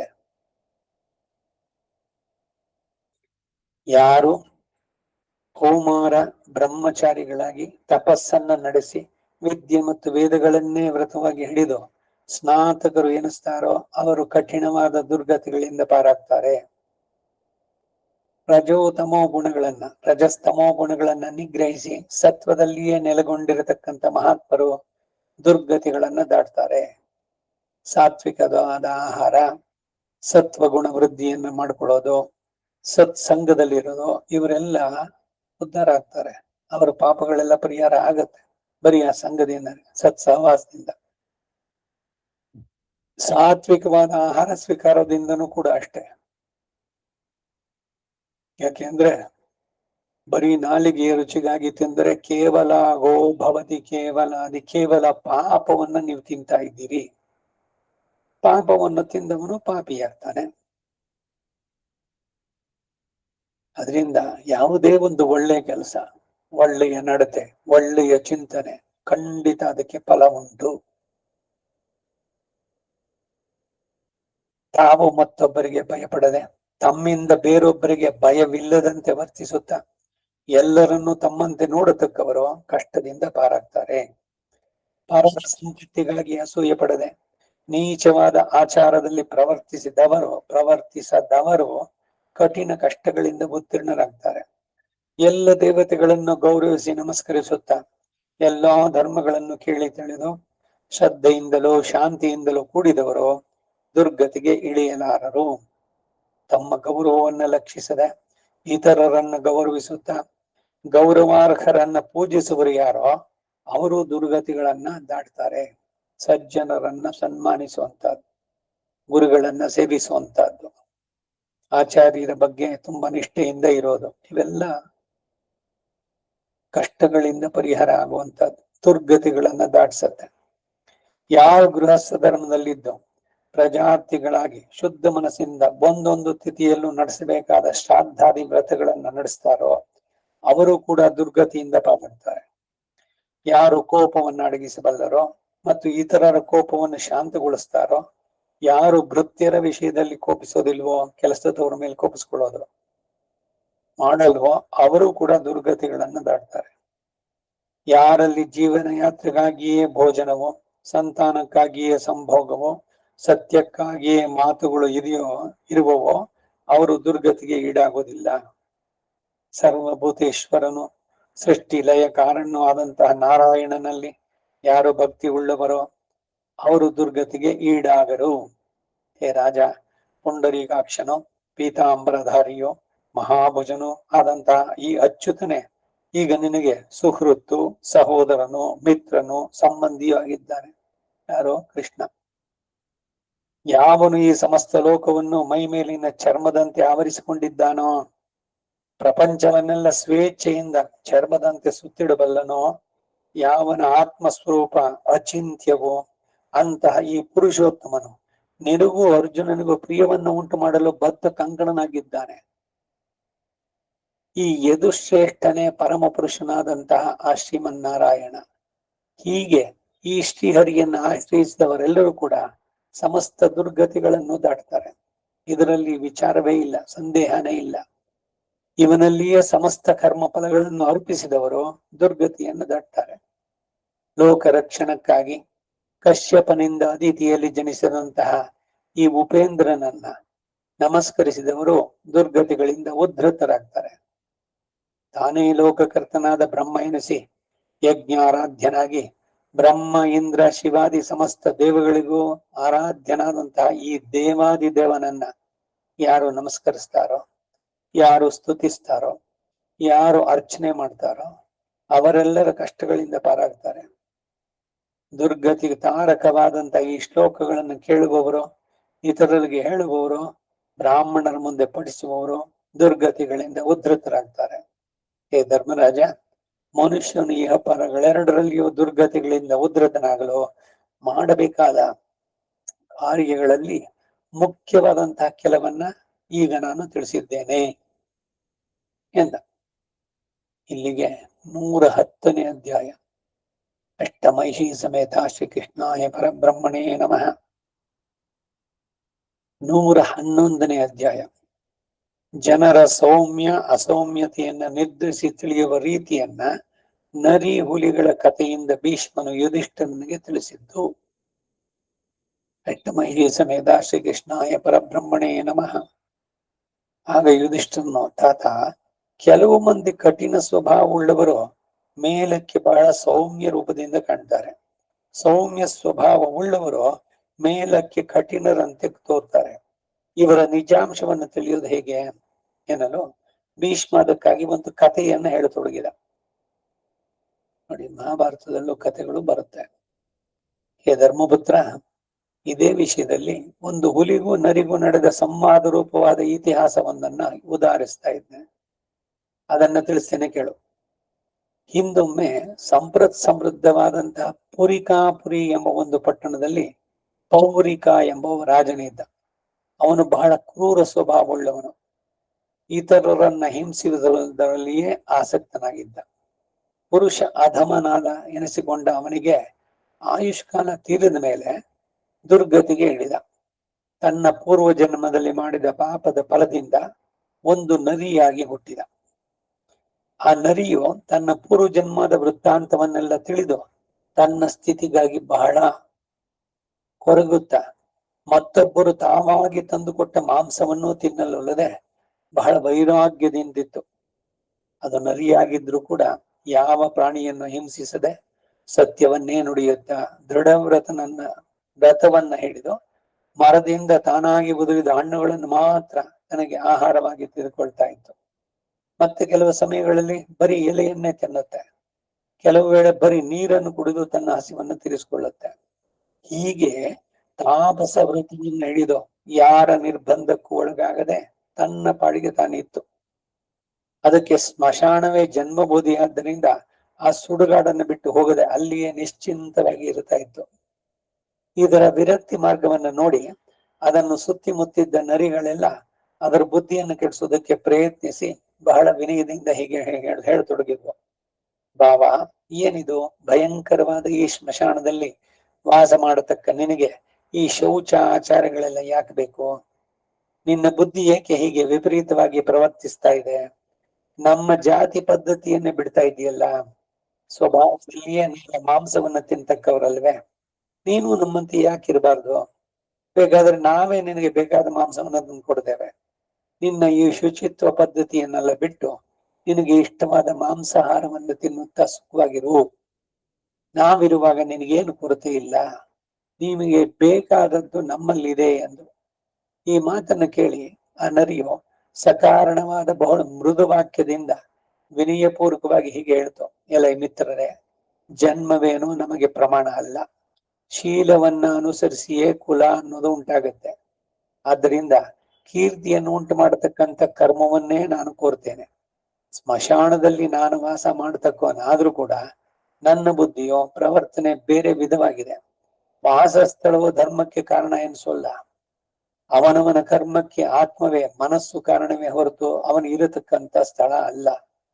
ಜಾತಿಯಾಗಲಿ ಆಶ್ರಮವಾಗಲಿ ಧರ್ಮಕ್ಕೆ ಕಾರಣವಾಗಲಾರದು. ಆಶ್ರಮದಲ್ಲಿಯೇ ಒಬ್ಬನು ಬ್ರಾಹ್ಮಣನನ್ನು ಕೊಲ್ಲಬಹುದು. ಆಶ್ರಮದಲ್ಲಿ ಇಲ್ಲದವನು ಒಳ್ಳೆ ದಾನವನ್ನು ಮಾಡ್ತಾನೆ. ವರ್ಣಾಶ್ರಮ ಹೇಳೋದಿಲ್ಲಿ. ಆಶ್ರಮ ಅಂದ್ರೆ ಯಾವ್ದೋ ಗುಡಿಸ್ಲು ಅಂತಲ್ಲ. ಆಗ ವರ್ಣಾಶ್ರಮದಲ್ಲಿ ಇರುವಂತವನು ಮಾಡತಕ್ಕಂಥ ಕೊಲೆ ಪಾತಕವಾಗುವುದಿಲ್ಲವೇ? ಆಶ್ರಮದಲ್ಲಿ ಇಲ್ಲದವನು ಮಾಡಿದ ದಾನ ನಿಷ್ಫಲವಾಗುವುದೇನು? ನೀವಾದರೂ ನಿಮಗೆ ಪ್ರಿಯವಾದ ವಸ್ತುವಿನಲ್ಲಿ ಆಸೆಯಿಂದ ಹೊಟ್ಟೆ ಹೊರೆಯುವುದರಲ್ಲಿಯೇ ಆಸಕ್ತರಾಗಿದ್ದೀರಿ. ನಿಮ್ಮಂತೆ ಬುದ್ಧಿಗೆಟ್ಟವನಿಗೆ ಮುಂದೆ ಬರತಕ್ಕ ದೋಷ ತಿಳಿಯಲಾರದು. ಈಗ ನೀವು ನಿಮ್ಮ ಸಂತೋಷಕ್ಕಾಗಿ ಯಾವ ಜೀವನ ಮಾರ್ಗವನ್ನು ಹಿಡಿಯಬೇಕು ಅಂತ ಇದ್ದೀರೋ ಅದು ಮುಂದೆ ನಿಮಗೆ ಎಂದಿಗೂ ಶ್ರೇಯಸ್ಕರವಾಗುವುದಿಲ್ಲ. ಧರ್ಮ ಹಾನಿಯಿಂದ ಆ ಜೀವನವು ಎಂದಿದ್ದರೂ ನಿಂದಿವೆ ಆಗುತ್ತೆ. ಇದರಿಂದ ಇಹ ಪರ ಎರಡು ಕೂಡ ಕೆಡುತ್ತೆ. ಆದ್ದರಿಂದ ಅಂತಹ ವೃತ್ತಿಯನ್ನ ಜೀವವನ್ನ ಎಂದಿಗೂ ನಾನು ಹಿಡಿಯಲಾರೆ ಅಂತ ಹೀಗೆ ಹೇಳುತ್ತಿದ್ದ ಮಾತುಗಳನ್ನೆಲ್ಲ ಬಹಳ ಬಲಶಾಲಿಯಾದ ಒಂದು ಹುಲಿ ಕೇಳ್ತಾ ಇತ್ತು. ಆಗ ಆ ಹುಲಿಗೆ ಈ ನರಿಯು ಬಹಳ ಶುಚಿಯಾಗಿ ಅನೇಕ ವಿಷಯಗಳನ್ನು ತಿಳಿದ ಪಂಡಿತ ಎಂದು ಮನಸ್ಸಿಗೆ ತೋರ್ತು. ಆಗ ಆ ಹುಲಿಯು ತನ್ನಿಂದ ಸಾಧ್ಯವಾದ ಪೂಜೆಯನ್ನೆಲ್ಲ ಆ ನರಿಗೆ ಮಾಡಿ ಆ ನರಿಯನ್ನೇ ತನಗೆ ಮಂತ್ರಿಯನ್ನಾಗಿ ಮಾಡಕೊಳ್ಳಬೇಕು ಎಂದು ನಿಶ್ಚಯಿಸಿಕೊಂಡು ಅದನ್ನ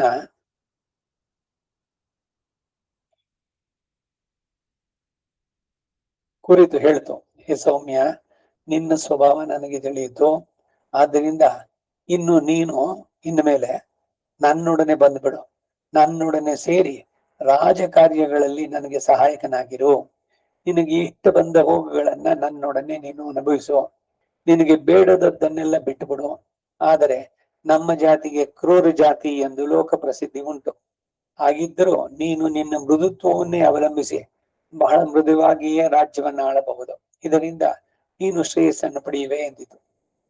ಹೇ ಧರ್ಮಪುತ್ರ, ಧೀರ ಸ್ವಭಾವವುಳ್ಳ ಆ ಹುಲಿಯ ಮಾತನ್ನು ಕೇಳಿ ನರಿಯು ಬಹಳ ನಮ್ರತೆಯಿಂದ ಅದಕ್ಕೆ ಪ್ರತಿ ಉತ್ತರವನ್ನು ಹೇಳಿ, ಹೇ ಮೃಗರಾಜ, ನನ್ನಲ್ಲಿ ನೀನು ಹೇಳತಕ್ಕ ಈ ಮಾತುಗಳು ರಾಜ ಎನಿಸಿಕೊಂಡ ನಿನಗೆ ಯುಕ್ತವಾಗಿಯೇ ಇದೆ. ಧರ್ಮಾರ್ಥಗಳಲ್ಲಿ ನಿಪುಣರಾಗಿ ಶುದ್ಧ ಸ್ವಭಾವವುಳ್ಳ ಮಂತ್ರಿಗಳನ್ನ ರಾಜಕಾರ್ಯಕ್ಕಾಗಿ ಅಪೇಕ್ಷಿಸುವುದು ಕೂಡ ನಿನಗೆ ಯುಕ್ತವಾದದ್ದೇ. ಯೋಗ್ಯರಾದ ಮಂತ್ರಿಗಳು ಇಲ್ಲದ ರಾಜನಿಂದ ಪ್ರಭುತ್ವವನ್ನು ನಡೆಸುವುದು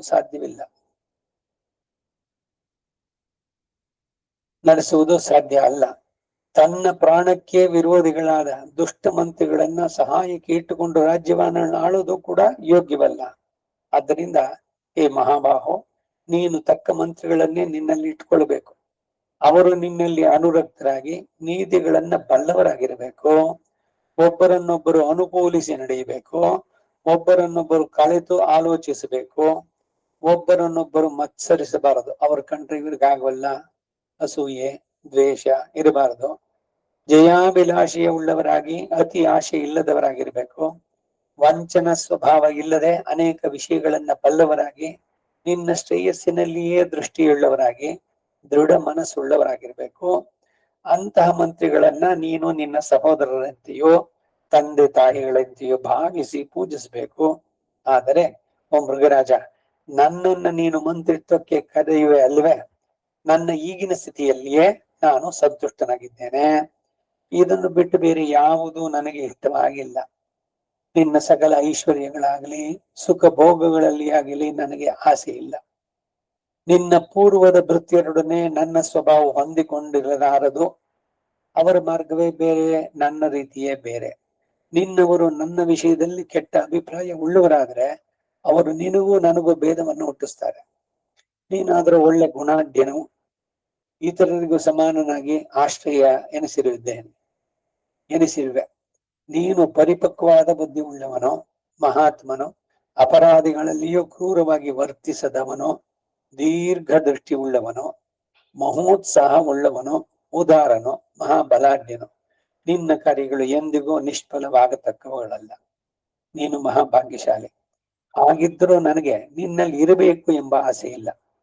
ನನ್ನ ಈಗಿನ ಸ್ಥಿತಿಯಲ್ಲಿಯೇ ನಾನು ತೃಪ್ತನಾಗಿದ್ದೇನೆ. ನಾನು ಇದುವರೆಗೆ ಎಲ್ಲಿಯೂ ಸೇವಾ ವೃತ್ತಿಯನ್ನು ಮಾಡಿ ತಿಳಿದವನಲ್ಲ. ನಾನು ಸ್ವಚ್ಛಂದವಾಗಿ ಕಾಡಿನಲ್ಲಿ ತಿರುಗ್ತಾ ಇದ್ದವನು.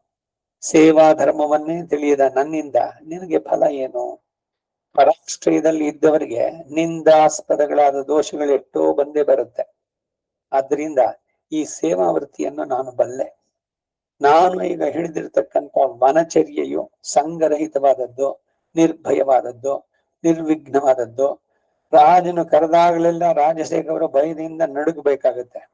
ಆಗ ಅವರ ಹೃದಯದಲ್ಲಿ ಹುಟ್ಟುವಷ್ಟು ಭಯ, ವನವಾಸದಿಂದ ತೃಪ್ತರಾಗಿ ಹಣ್ಣುಗಡ್ಡೆಗಳನ್ನೇ ತಿನ್ನತಕ್ಕವರಿಗೆ ಎಂದಿಗೂ ಇಲ್ಲ. ನಿಶ್ಚಿಂತವಾಗಿ ಲಭಿಸತಕ್ಕಂತಹ ಬರೀ ನೀರಾದರೂ ಕೂಡ ಭಯದೊಡನೆ ಕೂಡಿದ ಮೃಷ್ಟಾನ್ನಕ್ಕಿಂತಲೂ ಎಷ್ಟೋ ಮೇಲೆ ಅನಿಸುತ್ತೆ. ಇವೆರಡನ್ನ ಹೋಲಿಸಿ ನೋಡಿದ್ರೆ ಎಲ್ಲಿ ಮನಸ್ಸಿಗೆ ನೆಮ್ಮದಿ ಉಂಟೋ ಅಲ್ಲಿಯೇ ಉತ್ತಮ ಸುಖ ಎಂದು ನನಗೆ ತೋರಿದೆ. ರಾಜಭೃತ್ಯರಲ್ಲಿ ಅಪರಾಧಕ್ಕೆ ತಕ್ಕಷ್ಟೇ ದಂಡನೆಯನ್ನು ಹೊಂದತಕ್ಕವರು ಎಲ್ಲಿಯೋ ಸ್ವಲ್ಪ ಮಂದಿ ಮಾತ್ರವೇ. ಮಿಕ್ಕವರೆಲ್ಲರೂ ಇಲ್ಲದ ಅಪರಾಧಗಳಿಗೆ ಗುರಿ ಮಾಡಲ್ಪಟ್ಟು ನಿಂದೆಗೆ ಒಳಗಾಗಿ ಕೊನೆಗೆ ರಾಜದಂಡದಿಂದ ಮರಣಕ್ಕೂ ಗುರಿಯಾಗ್ತಾರೆ. ತಪ್ಪು ಮಾಡದೆ ಶಿಕ್ಷೆಯನ್ನ ಅನುಭವಿಸುವರೇ ಹೆಚ್ಚು ಜನ. ನಿಜವಾಗಿ ತಪ್ಪು ಮಾಡಿ ಶಿಕ್ಷೆಗೆ ಗುರಿಯಾಗುವವರು ಅಷ್ಟು ಮಂದಿ ಇರೋದೇ ಇಲ್ಲ. ಹೇ ಮೃಗರಾಜ, ಹೀಗಿರುವಾಗಲೂ ನೀನು ನನ್ನನ್ನು ಮಂತ್ರಿಯನ್ನಾಗಿ ಮಾಡಿಕೊಳ್ಳಬೇಕೆಂಬ ಆಸೆ ಇದ್ರೆ ನೀನು ನನ್ನಲ್ಲಿ ನಡೆದುಕೊಳ್ಳಬೇಕಾದ ಕ್ರಮವನ್ನು ಕುರಿತು ನ್ಯಾಯ ರೀತಿಯಿಂದ ಒಂದೆರಡು ವಿಷಯಗಳನ್ನ ನಾನು ನಿನಗೆ ತಿಳಿಸ್ತೇನೆ. ನನ್ನ ಕಡೆಯವರನ್ನ ನೀನು ಆಧರಿಸಬೇಕು. ನಾನು ಹೇಳತಕ್ಕ ಹಿತವಾದ ಮಾತುಗಳನ್ನ ನೀನು ಕೇಳಬೇಕು. ನನಗೆ ನೀನು ಕಲ್ಪಿಸಿಕೊಡುವ ವೃತ್ತಿಯೋ ಕದಲದೆ ಸ್ಥಿರವಾಗಿರಬೇಕು. ನಿನ್ನ ಇತರ ಮಂತ್ರಿಗಳೊಡನೆ ವಿಶೇಷವಾಗಿ ನೀನು ಮಂತ್ರಾಲೋಚನೆಯನ್ನು ಮಾಡಬಾರದು.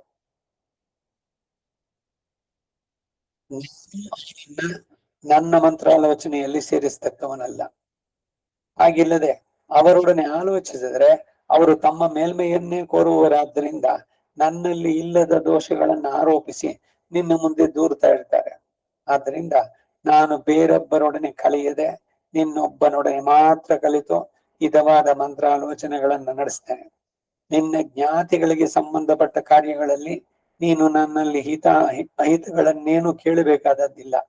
ನನ್ನೊಡನೆ ಆಲೋಚಿಸಿದ ಮೇಲೆ ನೀನು ನಿನ್ನ ಮಂತ್ರಿಗಳನ್ನು ಹಿಂಸಿಸಲು ಬಾರದು. ನೀನು ಕೋಪಗೊಂಡು ನನಗೆ ಸಂಬಂಧಿಸಿದವರ ವಿಷಯದಲ್ಲಿಯೂ ದಂಡವನ್ನು ಉಪಯೋಗಿಸಬಾರದು ಅಂತ ಹೇಳಿತು.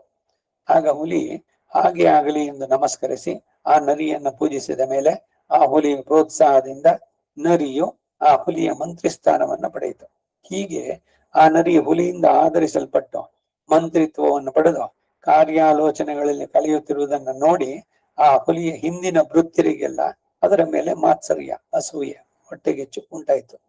ಅವೆಲ್ಲವೂ ತಮ್ಮೊಳಗೆ ಒಂದಾಗಿ ಸೇರಿಕೊಂಡು ನರಿಯ ಮೇಲೆ ದ್ವೇಷವನ್ನು ಬೆಳೆಸಲಾರಂಭಿಸಿದವು. ದುಷ್ಟ ಬುದ್ಧಿಯುಳ್ಳ ಅಕ್ಷುದ್ರಮಗಳೆಲ್ಲವೂ ನರಿಯಲ್ಲಿ ಮೊದಲು ಮಿತ್ರಭಾವವನ್ನೇ ನಡೆಸ್ತಾ ಒಳ್ಳೆ ಮಾತುಗಳಿಂದ ಅದನ್ನ ತನ್ನ ವಶ ಮಾಡಿಕೊಂಡು ತಾವು ನಿರ್ಣಯಿಸಿದ ಕಾರ್ಯಗಳಿಗೆಲ್ಲ ಅದು ಸಮ್ಮತಿಸುವಂತೆ ಮಾಡಿದ್ವು. ಚಿರಕಾಲದಿಂದ ಪರದ್ರವ್ಯವನ್ನ ಅಪಹರಿಸಿ ತಿಂದು ರುಚಿ ತಿಳಿದ ಆ ಮೃಗಗಳಿಗೆ ಈಗ ನರಿಯು ನಿರ್ಬಂಧದಿಂದ ಪರಸ್ವಾಪಹಾರಕ್ಕೆ ಇನ್ನೊಬ್ಬರ ಸ್ವತ್ತನ್ನು ಅಪಹರಿಸೋಕೆ ಅವಕಾಶ ತಪ್ಪಿದ್ದರಿಂದ ಆ ನರಿಯನ್ನ ಅಧಿಕಾರದಿಂದಲೇ ತಪ್ಪಿಸಿ ತಾವು ಮೊದಲಿನಂತೆ ಸ್ವೇಚ್ಛೆಯಾಗಿ ವರ್ತಿಸಲು ಅವಕಾಶ ಮಾಡಿಕೊಳ್ಳಬೇಕೆಂಬುದಾಗಿ ಆ ನರಿಯನ್ನ ಇಂಪಾದ ಮಾತುಗಳಿಂದ ಉತ್ತೇಜನಗೊಳಿಸಿ ಕೆಟ್ಟ ದಾರಿಗೆ ಎಳೆಯಲು ಪ್ರಯತ್ನಿಸಿದವು. ಅದಕ್ಕೆ ಏನೇನೋ ಆಸೆಯನ್ನು ತೋರಿಸಿದ್ವು. ದೊಡ್ಡ ಲಂಚವನ್ನು ಕೊಟ್ಟು ಅದರ ಬುದ್ಧಿಯನ್ನ ತಮ್ಮ ಕಡೆಗೆ ಸೆಳೆಯಲು ವಿವಿಧ ತಂತ್ರಗಳನ್ನು ಹೊಡೆದವು. ಆದರೇನು ಬುದ್ಧಿಶಾಲಿಯಾದ ನರಿ ಅವುಗಳ ಬಲೆಗೆ ಬೀಳದೆ ಒಂದೇ ಸ್ಥಿರ ಮನಸ್ಸಿನಿಂದಿತ್ತು. ಕೊನೆಗೆ ಆ ಮೃಗಗಳೆಲ್ಲ ಆ ನರಿಯನ್ನು ಹೇಗಾದರೂ ತೀರಿಸಿಯೇ ಬಿಡಬೇಕು ಎಂದು ತಮ್ಮೊಳಗೆ ಗುಟ್ಟಾಗಿ ಸಂಕೇತ ಮಾಡಿಕೊಂಡವು. ಹುಲಿಗೆ ಅತ್ಯಂತ ಪ್ರಿಯವಾಗಿ ಅದಕ್ಕಾಗಿಯೇ ಚೆನ್ನಾಗಿ ಸಂಸ್ಕರಿಸಲ್ಪಟ್ಟಿದ್ದ ಮಾಂಸಾಹಾರವನ್ನು ಎತ್ತಿಕೊಂಡು ಹೋಗಿ ಆ ನರಿ ಇದ್ದ ಸ್ಥಳದಲ್ಲಿ ತಂದಿಟ್ಟು. ಆದರೆ ಆ ಮಾಂಸವು ಎಲ್ಲಿಂದ ಯಾರು ಏತಕ್ಕಾಗಿ ತಂದಿಟ್ರು ಎಂಬ ವಿಚಾರವೆಲ್ಲ ಆ ನರಿಗೆ ತಿಳಿದಿತ್ತು. ಹಾಗೆ ತಿಳಿದಿದ್ರು ಆ ನರಿಯು ಈ ನೆವದಿಂದಲಾದರೂ ತನಗೆ ಆ ರಾಜಸೇವೆಯ ನಿರ್ಬಂಧ ತಪ್ಪಿ ಹೋಗಲಿ ಎಂಬ ಒಂದೇ ಕಾರಣಕ್ಕಾಗಿ ಅದನ್ನೆಲ್ಲ ಸಹಿಸಿಕೊಂಡು ಸುಮ್ಮನಿತ್ತು. ಅಲ್ಲದೆ ಈ ನರಿಯು ಮಂತ್ರಿತ್ವವನ್ನು ಒಪ್ಪಿಕೊಳ್ಳುವ ಕಾಲದಲ್ಲಿ ತನ್ನಲ್ಲಿ ಮೈತ್ರಿಯನ್ನು ಕೋರುವುದಾದರೆ ಸರಿಯಾದ ಕಾರಣವನ್ನರಿಯದೆ ತನ್ನಲ್ಲಿ ಅವಿಶ್ವಾಸವನ್ನು ತೋರಿಸಬಾರದು ಎಂಬ ಒಡಂಬಡಿಕೆಯನ್ನು ಮಾಡಿಕೊಂಡಿದ್ದರಿಂದ ಈ ವಿಚಾರದಲ್ಲಿ ಆ ಹುಲಿಯ ಸ್ವಭಾವವನ್ನು ಪರೀಕ್ಷಿಸಬೇಕು ಎಂದು ಕೂಡ ಅದು ಸುಮ್ಮನೆ ಉದಾಸೀನವಾಗಿತ್ತು. ಇಷ್ಟರಲ್ಲಿ ಅತ್ತಲಾಗಿ ಹುಲಿಗೆ ಹಸಿವಾಯಿತು. ಅದು ಆಹಾರಕ್ಕಾಗಿ ಮೇಲೆದ್ದು ಬರಲು ಅದಕ್ಕೆ ಆಹಾರವು ಸಿದ್ಧವಾಗಿ ಬರಬೇಕಾದ ಸಮಯಕ್ಕೆ ಮಾಂಸ ಕಾಣಿಸಲಿಲ್ಲ. ಆ ಮಾಂಸವನ್ನು ಕದ್ದು ಕಳ್ಳನ್ನು ಯಾರು ಎಂದು ಕಂಡುಹಿಡಿಬೇಕು ಎಂದು ಹುಲಿಯ ಆಜ್ಞೆ ಆಯಿತು. ತಂತ್ರಿಗಳಾದ ಆ ಹಳೆ ನರಿಗಳೆಲ್ಲ ಒಂದಾಗಿ ಸೇರಿ ಮಹಾಪ್ರಭು, ತಾನೇ ವಿದ್ವಾಂಸನೆಂದು ಪ್ರಾಜ್ಞನೆಂದು ತಿಳಿದುಕೊಂಡು ಹೆಮ್ಮೆಯಾಗಿಕೊಂಡಿರುವ ನಿನ್ನ ಆ ಹೊಸ ಮಂತ್ರಿಯೇ ಅದನ್ನು ಅಪಹರಿಸಿಕೊಂಡು ಹೋಗಿದ್ದಾನೆ ಅಂತ ತಿಳಿಸಿದ್ರು. ಆಗ ಹುಲಿಯು ನರಿಯ ಅತ್ಯಾಶೆಗಾಗಿ ಕೋಪ ಉಂಟಾಯಿತು. ನರಿಯನ್ನು ಕೊಂದೇ ಬಿಡಬೇಕು ಎಂದು ನಿಶ್ಚಯಿಸಿದು. ಇದೇ ಅವಕಾಶವನ್ನು ನಿರೀಕ್ಷಿಸುತ್ತಿದ್ದ ಪೂರ್ವ ಮಂತ್ರಿಗಳಾದ ಬೇರೆ ನರಿಗಳೆಲ್ಲ, ಓ ಮಹಾಪ್ರಭು, ಇಷ್ಟೇ ಅಲ್ಲ, ಆ ನಿನ್ನ ಹೊಸ ಮಂತ್ರಿಯು ನಮ್ಮೆಲ್ಲರ ಜೀವನವನ್ನು ಅಪಹರಿಸುವ ಉದ್ದೇಶದಲ್ಲಿದ್ದಾನೆ ಎಂದು ಹೇಳಿ ಆ ಹುಲಿಯು ತಮ್ಮ ಕಪಟೋಪಾಯಕ್ಕೆ ಅಕ್ಕರೆಯಿಂದ ಕಿವಿಗೊಡುತ್ತಿರುವಾಗಲೇ ಆ ನರಿಯ ಮೇಲೆ ಮಾಂಸವನ್ನು ಕದ್ದ ಕಳ್ಳತನವನ್ನು ಇನ್ನೂ ವಿಸ್ತಾರವಾಗಿ ಹೇಳತೊಡಗಿ, ಪ್ರಭು, ಈಗಲೇ ಇಂಥ ಕೆಲಸವನ್ನು ಮಾಡಿದ ಈ ನರಿಯು ಇನ್ನು ಮುಂದೆ ಏನೇನನ್ನು ತಾನೇ ಮಾಡಲಾರದು. ನೀನು ಮೊದಲು ಆ ನರಿ ಎಂತೆಂದು ತಿಳಿದಿದ್ಯೋ ಅದು ನಿಜವಾಗಿ ಅಂಥದ್ದಲ್ಲ. ಅದು ಮಾತಿನಲ್ಲಿ ಮಾತ್ರವೇ ಧರ್ಮಿಷ್ಠವೇ ಹೊರತು ಸ್ವಭಾವದಲ್ಲಿ ಬಹಳ ಕ್ರೂರವಾದದ್ದು.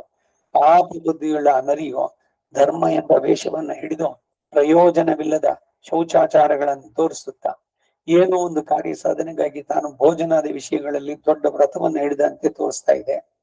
ಇನ್ನೂ ನಿನಗೆ ಇದರಲ್ಲಿ ನಂಬಿಕೆ ಹುಟ್ಟಿದಿದ್ರೆ ನಾವು ಈಗಲೇ ಪ್ರತ್ಯಕ್ಷವಾಗಿ ನಿನಗೆ ತೋರಿಸ್ಕೊಡ್ತೇವೆ ಎಂದು ಹೇಳಿ ಆ ಹುಲಿಯನ್ನು ತಮ್ಮ ಸಂಗಡ ನರಿಯ ಮನೆಗೆ ಕರೆದುಕೊಂಡು ಬಂದು ಅಲ್ಲಿ ತಾವು ರಹಸ್ಯವಾಗಿ ತಂದಿಟ್ಟಿದ್ದ ಮಾಂಸವನ್ನು ತೋರಿಸಿದ್ವು. ತನಗೆ ಬೇರಬೇಕಾದ ಮಾಂಸವು ಅಲ್ಲಿದ್ದದನ್ನ ನೋಡಿ ಹುಲಿಗೆ ನರಿಗಳ ಮಾತಿನಲ್ಲಿ ನಂಬಿಕೆ ಹುಟ್ಟಿತು. ಒಡನೆ ಹೊಸ ನರಿಯನ್ನು ಕೊಂದೇ ಬಿಡಬೇಕು ಎಂದು ಆಜ್ಞೆ ಮಾಡಿತು. ಆ ನರಿಗೆ ಬಂದ ವಿಪತ್ತನ್ನು ತಿಳಿದ ಆ ಹುಲಿಯ ತಾಯಿಯೇ ತನ್ನ ಮಗನಿಗೆ ಬುದ್ಧವಾದನ್ನು ಹೇಳಿ ತಿಳಿಸುವುದಕ್ಕಾಗಿ ಆಗಲೇ ಹೊರಟು ಬಂದು, ಪುತ್ರ, ಈಗಿನ ಸಂಭವಗಳೊಂದು ನಿಜವಾದದ್ದಲ್ಲ. ಇವೆಲ್ಲ ನರಿಗಳ ಕಪಟ ತಂತ್ರಗಳು. ಅದನ್ನ ನೀನು ನಂಬಬಾರದು. ಕೆಟ್ಟ ಮನಸ್ಸುಳ್ಳವರು ಒಳ್ಳೆಯವರ ಮೇಲೆ ಅಸೂಯೆಯಿಂದ ಇಲ್ಲದ ತಪ್ಪನ್ನ ಆರೋಪಿಸ್ತಾರೆ. ಒಬ್ಬರ ಮೇಲ್ಮೆಯನ್ನೇ ಇನ್ನೊಬ್ಬರು ಸಹಿಸಲಾರರು. ದೊಡ್ಡ ಅಧಿಕಾರ ಎಂಬುದು ಯಾವಾಗಲೂ ಜನರಲ್ಲಿ ವೈರವನ್ನು ಹೆಚ್ಚಿಸುತ್ತೆ. ಸತ್ಕಾರ್ಯದಲ್ಲಿ ನಿರತನಾಗಿ ಶುದ್ಧನಾದವನಲ್ಲಿಯೂ ದೋಷವನ್ನು ಹೇಳುತ್ತಾರೆ. ತಪಸ್ವಿಗಳಿಗೂ ಕಾಡಿನಲ್ಲಿಯೋ ತನ್ನ ಕರ್ಮಗಳನ್ನು ನಡೆಸಿಕೊಳ್ಳುತ್ತಿರುವಂತಹ ಮುನಿಗಳು ಕೂಡ ಶತ್ರುಗಳು, ಮಿತ್ರರು, ಮಧ್ಯಸ್ಥರು ಎಂಬ 3 ಪಕ್ಷದವರುಂಟು. ಲೋಭಿಗಳಿಗೆ ಶುದ್ಧಾತ್ಮರಲ್ಲಿಯೋ, ನೀರುಗಳಿಗೆ ಬಲಾಢ್ಯರಲ್ಲಿಯೋ, ಮೂರ್ಖರಿಗೆ ಪಂಡಿತರಲ್ಲಿಯೋ, ದರಿದ್ರರಿಗೆ ಧನಾಢ್ಯರಲ್ಲಿಯೋ, ಅಧಾರ್ಮಿಕರಿಗೆ ಧಾರ್ಮಿಕರಲ್ಲಿಯೋ, ಕುರೂಪಿಗಳಿಗೆ ರೂಪವಂತರಲ್ಲಿಯೂ ಮಾತ್ಸರ್ಯ ಹುಟ್ಟುವುದು ಸಹಜ. ಯಾವುದು ತಮ್ಮಲ್ಲಿ ಇಲ್ವೋ ಬೇರೆಯವರ ಹತ್ರ ಇದ್ರೆ ಅದನ್ನು ಕಂಡು ಸಹಿಸದೇ ಇರುವಂತಹದ್ದು. ಕೇವಲ ನಿರ್ದುಷ್ಟನೆನಿಸಿ ಬೃಹಸ್ಪತಿಗೆ ಸಮಾನನೆನಿಸಿದವನಲ್ಲಿಯೂ ಕೂಡ ಪಂಡಿತರು, ಮೂರ್ಖರು, ಲುಬ್ಧರು, ಕಪಟ ಜೀವಿಗಳು ಲೋಕದಲ್ಲಿ ದೋಷವನ್ನು ಆರೋಪಿಸ್ತಾರೆ. ಹೇ ವತ್ಸ, ನಿನ್ನ ಮನೆಯಿಂದ ಬೇರೆ ಯಾರೋ ಈ ಮಾಂಸವನ್ನು ಕದ್ದೊಯ್ದುದಾಗಿಯೇ ಇರಲಿ, ಆದರೆ ಮತ್ತೊಬ್ಬರು ತಾವಾಗಿ ತಂದುಕೊಟ್ಟ ಮಾಂಸವನ್ನೇ ಆ ನರಿಯು ತಿನ್ನಲೊಲ್ಲದಲ್ಲವೇ? ನೀನು ಈ ವಿಚಾರವನ್ನು ಚೆನ್ನಾಗಿ ಯೋಚಿಸಿ ನೋಡ್ಬೇಡ್ವೆ. ಲೋಕದಲ್ಲಿ ಸುಳ್ಳೇ ನಿಜವಾಗಿ ತೋರುತ್ತೆ, ನಿಜವೂ ಸುಳ್ಳಾಗತ್ತೆ. ಇಂತಹ ವಿಚಿತ್ರಗಳೆಲ್ಲ ಪ್ರಾಣಿಗಳಲ್ಲಿ ಎಷ್ಟೋ ವಿಧವಾಗಿ ಕಾಣಿಸುತ್ತೆ. ಆದ್ದರಿಂದ ಯಾವುದನ್ನಾದರೂ ಮೊದಲು ಚೆನ್ನಾಗಿ ಪರೀಕ್ಷಿಸಿ ತಿಳಿಯಬೇಕು. ನೋಡುವವರಿಗೆ ಆಕಾಶವು ಒಂದು ಮಟ್ಟವಾದ ನೆಲದಂತೆ ಕಾಣುತ್ತೆ, ಮಿಂಚು ಹುಳು ಬೆಂಕಿಯಂತೆ ತೋರುತ್ತೆ. ವಾಸ್ತವದಲ್ಲಿ ಆಕಾಶಕ್ಕೆ ಅಡಿಗಟ್ಟಿಲ್ಲ, ಮಿಂಚು ಹುಳದಲ್ಲಿ ಬೆಂಕಿಯೂ ಇಲ್ಲ. ಆದ್ದರಿಂದ ಒಂದು ವಿಷಯ ನಮ್ಮ ಕಣ್ಣಿಗೆ ಪ್ರತ್ಯಕ್ಷವಾಗಿ ಕಂಡು ಬಂದ್ರು ಅದರ ವಾಸ್ತವವನ್ನು ಪರೀಕ್ಷಿಸಿ ನೋಡ್ಲೇಬೇಕು. ಹಾಗೆ ಪರೀಕ್ಷಿಸಿ ವಿಷಯವನ್ನ ನಿರ್ಧರಿಸಿಕೊಂಡು ಬಿಟ್ರೆ ಆಮೇಲೆ ಪಶ್ಚಾತ್ತಾಪ ಪಡಲು ಅವಕಾಶ ಇರೋದಿಲ್ಲ.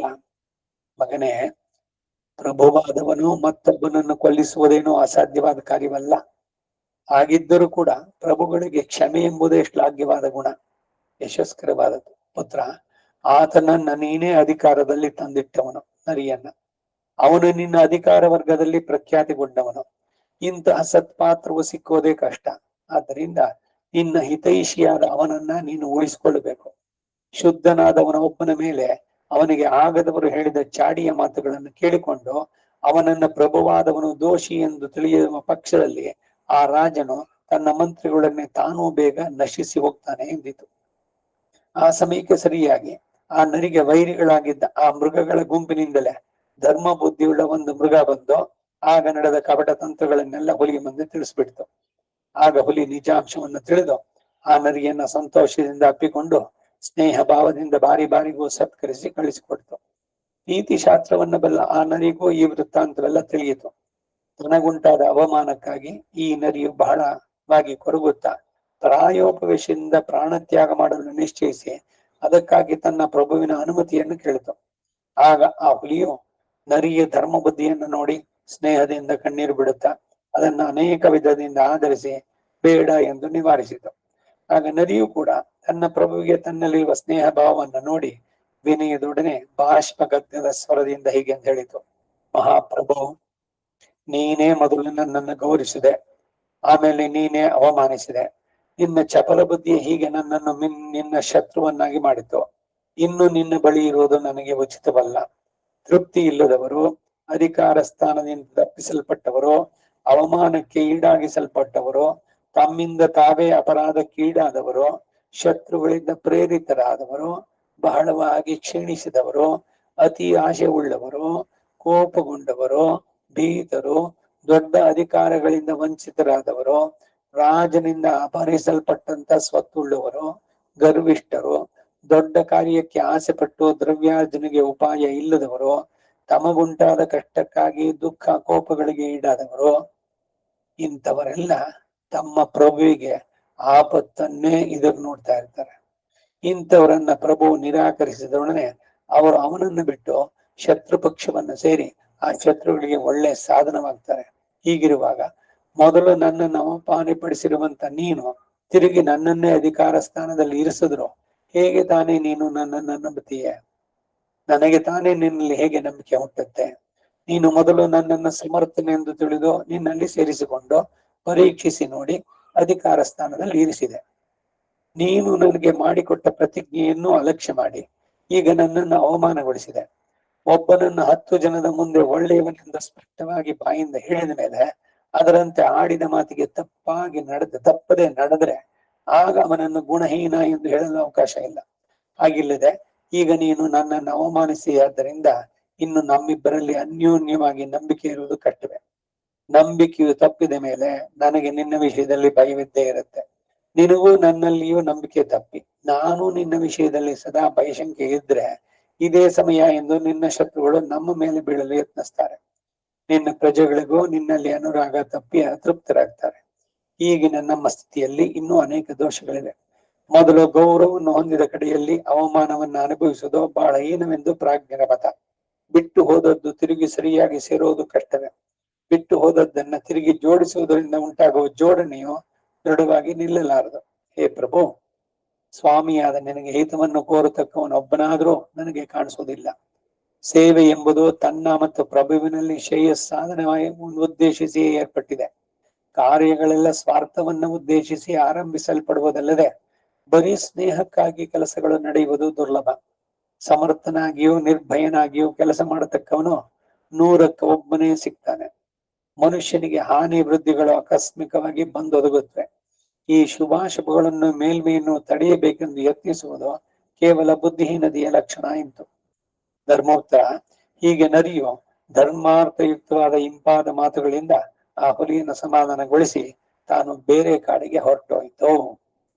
ಹುಲಿಯು ಅಷ್ಟು ವಿಧದಿಂದ ಸಮಾಧಾನ ಹೇಳಿದ್ರು ಕೇಳದೆ ಧರ್ಮ ಬುದ್ಧಿಯುಳ್ಳ ನರಿಯು ಕೊನೆಗೆ ಪ್ರಾಯೋಪವೇಶದಿಂದ ಶರೀರವನ್ನು ಬಿಟ್ಟು ಸ್ವರ್ಗವನ್ನು ಸೇರಿತು ಎಂದು. ಇಲ್ಲಿಗೆ 111ನೇ ಅಧ್ಯಾಯ. ಅಷ್ಟಮಹಿಷಿ ಸಮೇತ ಶ್ರೀಕೃಷ್ಣಾಯ ಪರಬ್ರಹ್ಮಣೇ ನಮಃ. ಈ ಜಾಗದಲ್ಲಿ ನಿಲ್ಲಿಸ್ಕೊಂಡಿರೋಣ, ನಾಳೆ ಮುಂದುವರಿಸುವ. ವಸುದೇವ ಸುತಂ ದೇವಂ ಕಂಸಚಾಣೂರಮರ್ದನಂ ದೇವಕೀ ಪರಮಾನಂದಂ ಕೃಷ್ಣಂ ವಂದೇ ಜಗದ್ಗುರುಂ. ಕವಿತಾರ್ಕಿಕ ಸಿಂಹಾಯ ಕಲ್ಯಾಣ ಗುಣಶಾಲಿನೆ ಶ್ರೀಮತೆ ವೆಂಕಟೇಶಾಯ ವೇದಾಂತ ಗುರವೇ ನಮಃ. ವಾದಿದ್ವಿಪ ಶಿರೋಭಂಗ ಪಂಚಾನ್ನ ಪರಾಕ್ರಮಃ ಶ್ರೀಮಾನ್ ವೆಂಕಟನಾಥಾರ್ಯಶ್ಚಿರಂ ವಿಜಯತಾಂ ಭುವಿ. ಶ್ರೀಮತೆ ನಿಗಮಾಂತ ಮಹಾದೇಶಿಕಾಯ ನಮಃ. ಸರ್ವಂ ಶ್ರೀ ವಾಸುದೇವಾರ್ಪಣಮಸ್ತು.